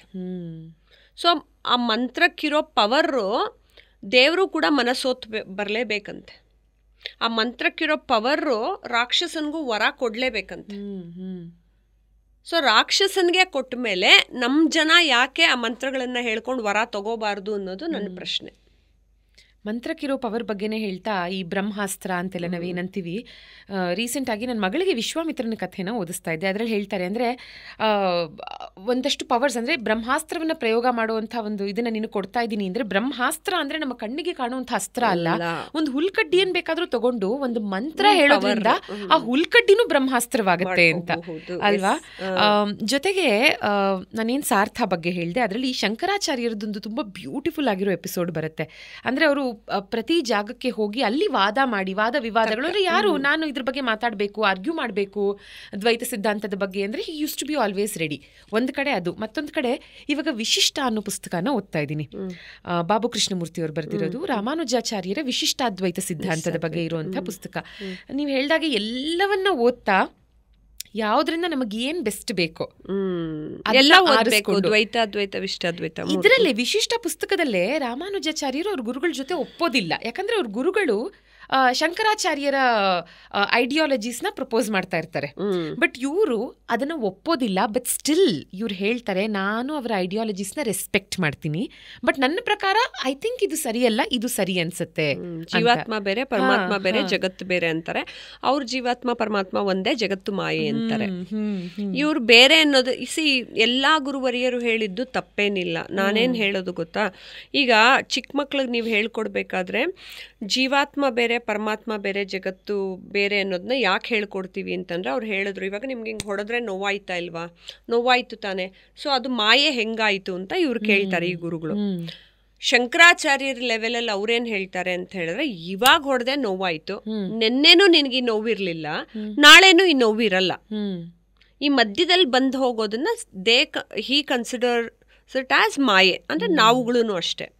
ಈಗ ನಾನು ಚಿಕ್ಕವಳು 5ನೇ ಕ್ಲಾಸಲ್ಲಿ ಇದ್ದಾಗ ಇಷ್ಟು ಪುಟ್ಟ ಹುಡುಗಿ ಆಗಿದ್ದೆ, ಆಮೇಲೆ 10ನೇ ಕ್ಲಾಸ್ಗೆ ಹಿಂಗೆ ಬಂದೆ, ಇವಾಗ ಇಲ್ಲಿ ಬಂದೆ, ತಿರ್ಗಾ ನಾನು ಹೋಗ್ತಾ ವಯಸ್ಸಾಗತ್ತೆ. ಸೊ ಎವ್ರಿ ಡೇ ಮಾಯೆ, ನಾವು ಒಂದೇ ಥರ ಇರಲ್ಲ ಅನ್ನೋದು. ಹಂಗಂತ ಇದು ಇರಲಿಲ್ಲ ಅಂತಲ್ಲ, ಬಟ್ ಇವ್ರು ಹೇಳೋದು ತಪ್ಪಲ್ಲ ಈ ಗುರುಗಳು. ನನಗೀಗ ತಕ್ಷಣಕ್ಕಾಗೋ ನೋವು ಸಾಮಾನ್ಯ ಮನುಷ್ಯರನ್ನ ನೀವು ಕೇಳಿದ್ರೆ, ಇವತ್ತು ಜ್ವರ ಬಂದಿರುತ್ತೆ, ಹಾಗಾದ್ರೆ ಜ್ವರ ಹೆಂಗೆ ಮೇಡಮ್, ಮಾಯೆ, ನನಗಿವತ್ತು ಜ್ವರ ಬಂದಿದೆ, ನಾನು ಮಲ್ಕೊಂಡ್ಬಿಟ್ಟಿದ್ದೀನಿ ಅಂದರೆ ಇವ್ರು ಹೇಳೋದು ತಪ್ಪಲ್ಲ. ಹೌದು, ನಿನ್ಗೆ ಇವತ್ತು ಜ್ವರ ಬಂದಿದೆ, ನೀನು ಮಲಗಿದ್ಯಾ, ನಿಂಗೊಂದು 5 ದಿನ ಆದ್ಮೇಲೆ ಜ್ವರ ಹೊರಟೋಗಿರುತ್ತೆ ಅದು. ಬಟ್ ಇವ್ರು ಹೇಳೋದು ಇವತ್ತು ಅನುಭವಿಸ್ಲೇಬೇಕಲ್ಲ ನಾನು ಅಂತ. ಸೊ ನಾವಂಗೆ ನೋಡಿದಾಗ ಸಾಮಾನ್ಯ ಮನುಷ್ಯರಿಗೆ ಈ ತತ್ವನೂ ಸರಿ, ಫಿಲಾಸಾಫಿಕಲಿ ಎವಾಲ್ವ್ ಆಗಿರೋ ಜ್ವರ ತಾನೇ ಬಿಡು, 2 ಮಾತ್ರೆ ತಗೊಂಡು ಸರಿ ಹೋಗುತ್ತೆ ಅಂತ ಅನ್ಕೊಳ್ಳೋನ್ಗೆ ಆ ತತ್ವನೂ ಸರಿ. ಎಲ್ಲ ತತ್ವಗಳು ಸರಿಯಾಗೇ ಇದೆ, ಭಕ್ತಿ ಇಂಪಾರ್ಟೆಂಟ್ ಅಷ್ಟೇ. ಹೌದೌದು, ತತ್ವಗಳ ಬಗ್ಗೆ ಮಾತಾಡ್ತಾ ಸುಮಾರು ಜನರಿಗೆ ಮೇ ಬಿ ಏಜ್ ಫ್ಯಾಕ್ಟರು ಏನೋ ಗೊತ್ತಿಲ್ಲ, ಮೇ ಬಿ ಅವರ 20s 30s ಅಯ್ಯೋ ಯಾರು ಗುರು ಇವ್ರು ಏನೋ ಮಾತಾಡ್ತಾರೆ, ತಲೆ ತಿಂತಾರೆ ಅನ್ನೋರು 40s 50s ಬರ್ತಿದ್ದ ಹಾಗೆ ಆಧ್ಯಾತ್ಮದತ್ತ ವಾಲ್ದವ್ರಿಗೆ ಅಷ್ಟೇ ಗೊತ್ತಿರುತ್ತೆ ಅದರ ಸುಖ ಏನು. ಅದರಲ್ಲಿ ಗ್ರಹಗಳು ಮೆಚ್ಯೂರ್ ಆಗತ್ವೆ, ಪ್ಲಾನೆಟರಿ ಸಿಸ್ಟಮ್ಗೆ ಹೋದ್ರೆ. ನನಗೂ ಈ ಪ್ರಶ್ನೆ ಇತ್ತು, ಯಾಕೆಲ್ಲ ವಯಸ್ಸಾದವ್ರೆ ಆಧ್ಯಾತ್ಮಕ್ಕೆ ಹೋಗ್ತಾರೆ, ಯಂಗ್ಸ್ಟರ್ಸ್ ಯಾಕೆ ಹೋಗಲ್ಲ ಅಂದ್ರೆ, ಅಸ್ಟ್ರಾಲಜಿಕಲಿ ನೋಡ್ತಾ ಹೋದಾಗ ಅಸ್ಟ್ರಾನಮಿಯಲ್ಲೂ ಗ್ರಹಗಳಿಗೆ ಮೆಚುರಿಟಿ ಟೈಮ್ ಅಂತ ಇದೆ. ಹೋಗ್ತಾ ಹೋಗ್ತಾ ಹೋಗ್ತಾ ಕೊನೆಗೆ ಕೇತು 45 ವರ್ಷಗಳು ಆದ್ಮೇಲೆ ಒಂದು ಮೆಚುರಿಟಿಗೆ ಹೋಗುತ್ತೆ. ನೀವು ನೋಡಿ ಜನಗಳೆಲ್ಲ ಅದಾದ್ಮೇಲೆ ಹೋಗ್ತಾರೆ. ಇವ್ರಿಗೆ ಬಿಸಿ ರಕ್ತ ಜೋರಾಗಿರೋ ಚಿಕ್ಕ ಹುಡುಗರೆಲ್ಲ ಹಿಂಗೆ ಆಡೋದೆಲ್ಲ, ಮಂಗಳ ಎಲ್ಲ ಮೆಚೂರ್ ಆಗಬೇಕು ಆ ಟೈಮಲ್ಲಿ, ಗುರು ಮೆಚೂರ್ ಆಗಬೇಕು, ಶನಿ ನಿಮಗೆ ಕೊಡೋ ಟೈಮಲ್ಲಿ ಏಟ್ ಕೊಡ್ತಾನೆ ಇರ್ತಾನೆ ಚೆನ್ನಾಗಿ, ಅವನದೊಂದು ಮೆಚುರಿಟಿ ಲೆವೆಲ್ ಬರುತ್ತೆ 42 ಇಯರ್ಸ್ಗೆ. ಆಮೇಲೆ ಒಂದು ಮೆಚುರಿಟಿ ಲೆವೆಲ್ ಆದ್ಮೇಲೆ ಇನ್ನೊಂದು ಮೆಚುರಿಟಿ ಲೆವೆಲ್ಗೆ ಹೋಗ್ತಾರೆ. ಅಲ್ಲೇ ಮುಗ್ದೋಯ್ತು ಅಂತಲ್ಲ, ಈಗ 36 ಇಯರ್ಸ್ಗೂ ಆಗುತ್ತೆ, ಅಲ್ಲಿಂದ 42 ಇಯರ್ಸ್ಗೂ ಆಗುತ್ತೆ. ಸೊ ಅದಾದ್ಮೇಲೆ ನಿಮಗೆ ಒಂದಷ್ಟು ಪ್ರಭಾವ ಕಮ್ಮಿ ಬೀರುತ್ತೆ. ಬಟ್ ಮನುಷ್ಯನ ಪ್ರೈಮ್ ಟೈಮಲ್ಲಿ ಎಲ್ಲ ಗ್ರಹಗಳು ನಿಮಗೆ ಹೆಂಗೆ ಹೊಡೆತ ಕೊಡಬೇಕು ಅದು ಪ್ರಭಾವ ಕೊಡ್ತಾನೆ ಹೋಗುತ್ತೆ. ಇನ್ಫ್ಯಾಕ್ಟ್ ನಿಮ್ಮ ಹತ್ರ ನಾನು ಆಸ್ಟ್ರಾಲಜಿ ಬಗ್ಗೆ ಮಾತಾಡೋದು ಸಿಕ್ಕಾಪಟ್ಟೆ ಇದೆ. I mean there are so many topics. Rupa ಅವರೇ, ದಯವಿಟ್ಟು ನೀವು ಇನ್ನೊಂದು ಎಪಿಸೋಡಿಗೆ ಬರಲೇಬೇಕು. Many such beautiful, interesting, insightful ಎಪಿಸೋಡ್ಸ್ಗಳನ್ನು ಮಾಡೋಣ. ಬಟ್ ನಿಮ್ಮನ್ನು ಕಳಿಸ್ಕೊಡೋದಕ್ಕಿಂತ ಮುಂಚೆ 3 ಬುಕ್ ಸಜೆಷನ್ಸ್ನ ನಮ್ಮ ವ್ಯೂವರ್ಸ್ಗೆ ಕೊಟ್ಬಿಡಿ. ಯಾಕಂದರೆ ನಿಮಗಿರುವಂಥ ನಾಲೆಜ್ಗೆ ಸಾಕಷ್ಟು ಜನ ನಿಮ್ಮನ್ನ ಕೇಳ್ತಾ ಇರ್ತಾರೆ, ಮೇಡಮ್ ಯಾವ ಬುಕ್ ಓದ್ತೀರಾ ಅಂತ. ಬಟ್ ಐ ಥಿಂಕ್ ಜನನೂ ಅನ್ಕೊಂಡ್ಬಿಡ್ತಾರೆ ದಟ್ ಒಂದು ಬುಕ್ಕಲ್ಲಿ ಎಲ್ಲದಕ್ಕೂ ಉತ್ತರ ಇದೆ ಅಂತ. ನೋ, ಪುಸ್ತಕದಿಂದ ಮಾತ್ರನೂ ಸಿಗೋದಿಲ್ಲ ಇದು. ವ್ಯಕ್ತಿಗಳನ್ನ ಭೇಟಿ ಮಾಡಬೇಕು, ಗುರುವನ್ನ ಹುಡುಕೊಂಡು ಹೋಗಬೇಕು. ಕೆಲವೊಂದು ನೀವು ಹೇಳ್ದ ಹಾಗೆ ಅದು ಪೂರ್ವ ಜನ್ಮದಿಂದ ಬಂದಿರಬೇಕು. ಬಟ್ ಸ್ಟಿಲ್ ಓದೋ ಆಸಕ್ತಿ ಇದೆ, ನಮ್ಮ ಸನಾತನ ಧರ್ಮದ ಬಗ್ಗೆ ತಿಳ್ಕೊಳ್ಳುವಂಥ ಕುತೂಹಲ ಇದೆ ಅನ್ನೋರಿಗೆ ಒಂದು ಟಾಪ್ 3 ಸಜೆಷನ್ಸ್ ಅಂದರೆ? ಆ್ಯಕ್ಚುಲಿ ನಾನು ಯಾವಾಗಲೂ ತಮಾಷೆಗೆ ಹೇಳುವೆ, first book Bhagavad Gita, second book Bhagavad Gita, 3ನೇ ಬುಕ್ಕು ಭಗವದ್ಗೀತಾ ಅಂತ. ಆದರೆ ಇಲ್ಲಿ ಹೇಳ್ತೀನಿ, ಫಸ್ಟ್ ಬುಕ್ಕು ನೀವು ಭಗವದ್ಗೀತಾ ಓದಲೇಬೇಕು. ಯಾಕೆ ಅಂದರೆ ತುಂಬ ಸುಲಭವಾಗಿ ಒಬ್ಬ ನಾರ್ಮಲ್ ಮನುಷ್ಯನಿಗೆ ಬರುವಂಥ ಕ್ವೆಶ್ಚನ್ಗಳು ಅರ್ಜುನಂಗೂ ಬರುತ್ತೆ. ಕೇಳ್ತಾ ಹೋಗ್ತಾನೆ, ನಾನು ಚಿಕ್ಕಪ್ಪ ದೊಡ್ಡಪ್ಪಂದ್ರನ್ನ ಹೆಂಗೆ ಸಾಯಿಸೋದು, ನನಗಿದು ಹೆಂಗೆ, ಅದೆಂಗೆ, ಧರ್ಮ ಹೆಂಗೆ ಅಂತ ಹೇಳಿದಾಗ ಎಲ್ಲದಕ್ಕೂ ಕೃಷ್ಣ ಆನ್ಸರ್ ಮಾಡ್ಕೊಂಡು ಹೋಗ್ತಾನೆ. ಬಟ್ ಅಷ್ಟೇ ಸ್ವಲ್ಪ ಕಾಂಪ್ಲಿಕೇಟೆಡ್ ಆಗಿರೋದು ಜನರಿಗೆ ಅರ್ಥ ಆಗಲ್ಲ. ಸನ್ಯಾಸ ಯೋಗ ಅಂದ್ರೇನು, ನಾ ಹಿಂಗಿರ್ಬೇಕಾ ಹಂಗಿರ್ಬೇಕಾ, ಅದೇನು ಜ್ಞಾನ ಯೋಗ ಎಲ್ಲ. ಆದರೆ ನಿಮ್ಗೆ ಅರ್ಥ ಆಗತ್ತೆ ಒಂದೊಂದೇ. ಆಮೇಲೆ ಕಲಿಯೋದಷ್ಟೇ ಅಲ್ಲ, ಓದೋದಷ್ಟೇ ಅಲ್ಲ. ಯಾವತ್ತೂ ಓದಿರೋದು ಸುಮ್ಮನೆ ವರ್ಕ್ ಆಗಲ್ಲ. ಅದೇನಂದರೆ ಬುಕ್ಕಿಶ್ ನಾಲೆಡ್ಜು ಅಥವಾ ನಿಮ್ಮ ಫೋನಲ್ಲಿರುವಂತಹ ಯೂಟ್ಯೂಬಲ್ಲಿ ಅಥವಾ ಅಂಗಡೀಲಿ ಮಾರೋವಂಥ ದೇವ್ರ ಫೋಟೋಸ್ ಥರ, ಅದನ್ನು ಮನೆಗೆ ತಂದು ನೀವು ಹೆಂಗೆ ಎನರ್ಜಿ ಕೊಟ್ಟಾಗಲೇ ನಿಮಗೆ ದೇವರಾಗಿ ಕಮ್ಯುನಿಕೇಟ್ ಮಾಡುತ್ತೋ ಆ ಜ್ಞಾನ ನೀವು ಅಳವಡಿಸ್ಕೊಂಡ್ರೆ ವರ್ಕ್ ಆಗೋದು. ಮೊದಲನೇದು ಭಗವದ್ಗೀತಾ ನೀವು ಓದ್ಕೊಳ್ಬೇಕು. ಎರಡನೇ, ನನ್ನ ತಂದೆ ತಾಯಂದ್ರಿಗೂ ಯಾವಾಗಲೂ ಇದನ್ನು ಹೇಳ್ತೀನಿ, ಮತ್ತು ಎಲ್ರಿಗೂ ಹೇಳೋದು, ಉಪನಿಷತ್ತುಗಳನ್ನು ಕಥೆ ರೂಪದಲ್ಲಿದೆ. ಅದು ವೇದ ಮಂತ್ರಗಳ ಥರ ನಿಮಗೆ ಕಾಂಪ್ಲಿಕೇಟೆಡ್ ಅಲ್ಲ. ನೀವು ವೇದ ಮಂತ್ರಗಳು, ಬ್ರಹ್ಮಸೂತ್ರಗಳು ಥರ ಸೂತ್ರಗಳು ಕಾಂಪ್ಲಿಕೇಟೆಡ್ನ ಡಿಕೋಡ್ ಮಾಡಿ ನೀವು ಅರ್ಥ ಮಾಡ್ಕೊಳ್ಳೋ ಅಂಥದ್ದು ಏನೂ ಇಲ್ಲ. ಉಪನಿಷತ್ತುಗಳನ್ನು ತೊಗೊಂಬಂದು ಮಕ್ಕಳುಗಳಿಗೆ ನೀವು ಒಂದೊಂದೇ ಪಾಠಗಳ ಥರ ಹೇಳ್ಕೊಡ್ಲೇಬೇಕು. ಅದು ದಿ ಬೆಸ್ಟ್ ಥಿಂಗ್. ಆಮೇಲೆ ಕತೆ ಮೂಲಕನೇ ಹೇಳಿ ಮಲಗಿಸಿ ಅವ್ರಿಗೆ ಇಂಟ್ರೆಸ್ಟ್ ಬರುತ್ತೆ. ನಾಳೆ ಕೇಳ್ತಾರೆ, ನಚಿಕೇತಂದೇನಾಯಿತು, ಯಜ್ಞವಲ್ಕರ್ದೇನಾಯಿತು, ಇವ್ರಿಗೇನಾಯಿತು, ಅವ್ರು ಯಾಕೆ ಮನೆಯಿಂದ ಓಡಿಸ್ಬಿಟ್ರು ಮಗನ್ನ, ಕಲ್ತ್ಕೊಂಬ ಅಂತೆಲ್ಲ ಈ ಮಕ್ಳಿಗೊಂದು ಕುತೂಹಲ ಮೂಡಿಸ್ತಾ ಹೋಗುತ್ತೆ. ಮೂರನೇದು, ನೀವು ಅನ್ಕೊಂತೀರಾ ಗರುಡ ಪುರಾಣನ ವಯಸ್ಸಾದ ಮೇಲೆ ಸಾಯೋ ಟೈಮಿಗೆ ಕೇಳಬೇಕು ಅಂತ. ನೋ, ನೀವು ಚಿಕ್ಕ ಮಕ್ಕಳಲ್ಲೇ, ಚಿಕ್ಕ ವಯಸ್ಸಲ್ಲೇ ಮಕ್ಕಳಿಗೆ ಏನೇನು ಶಿಕ್ಷೆ ಅನ್ನೋದು ನೋವನ್ನು ಹೇಳ್ಕೊಡ್ಲೇಬೇಕು. ನೀನು ಮಾಡಬೇಕಾದಂಥ ಕರ್ಮಗಳನ್ನು ನಿಷ್ಠೆಯಿಂದ ನೀನು ಮಾಡಲೇಬೇಕು ಪುಟ್ಟ. ಅದಕ್ಕೆ ಅಪ್ಪ ಅಮ್ಮ ಎಲ್ಲ ಜೊತೇಲಿ ಬರ್ತೀವಿ ಅಂತಲ್ಲ, ನಿಂದನ್ನು ನೀನೇ ಮಾಡಬೇಕು, ನಂದನ್ನು ನಾನೇ ಮಾಡಬೇಕು, ಅವ್ರದ್ದು ಅವರೇ ಮಾಡಬೇಕು. ಆಮೇಲೆ ಯಾರೋ ಒಬ್ಬ ಗುರುನೇ ಸಿಗಲಿ ಅಂತ ಹುಡ್ಕೊಂಡು ಹೋಗೋದಲ್ಲ, ಅಪ್ಪ ಅಮ್ಮನೇ ಗುರುಗಳು. ಯಾಕೆ ಗುರುಗೆ ಕಾಯ್ಕೊಂಡು ಕೂತ್ಕೋಬೇಕು?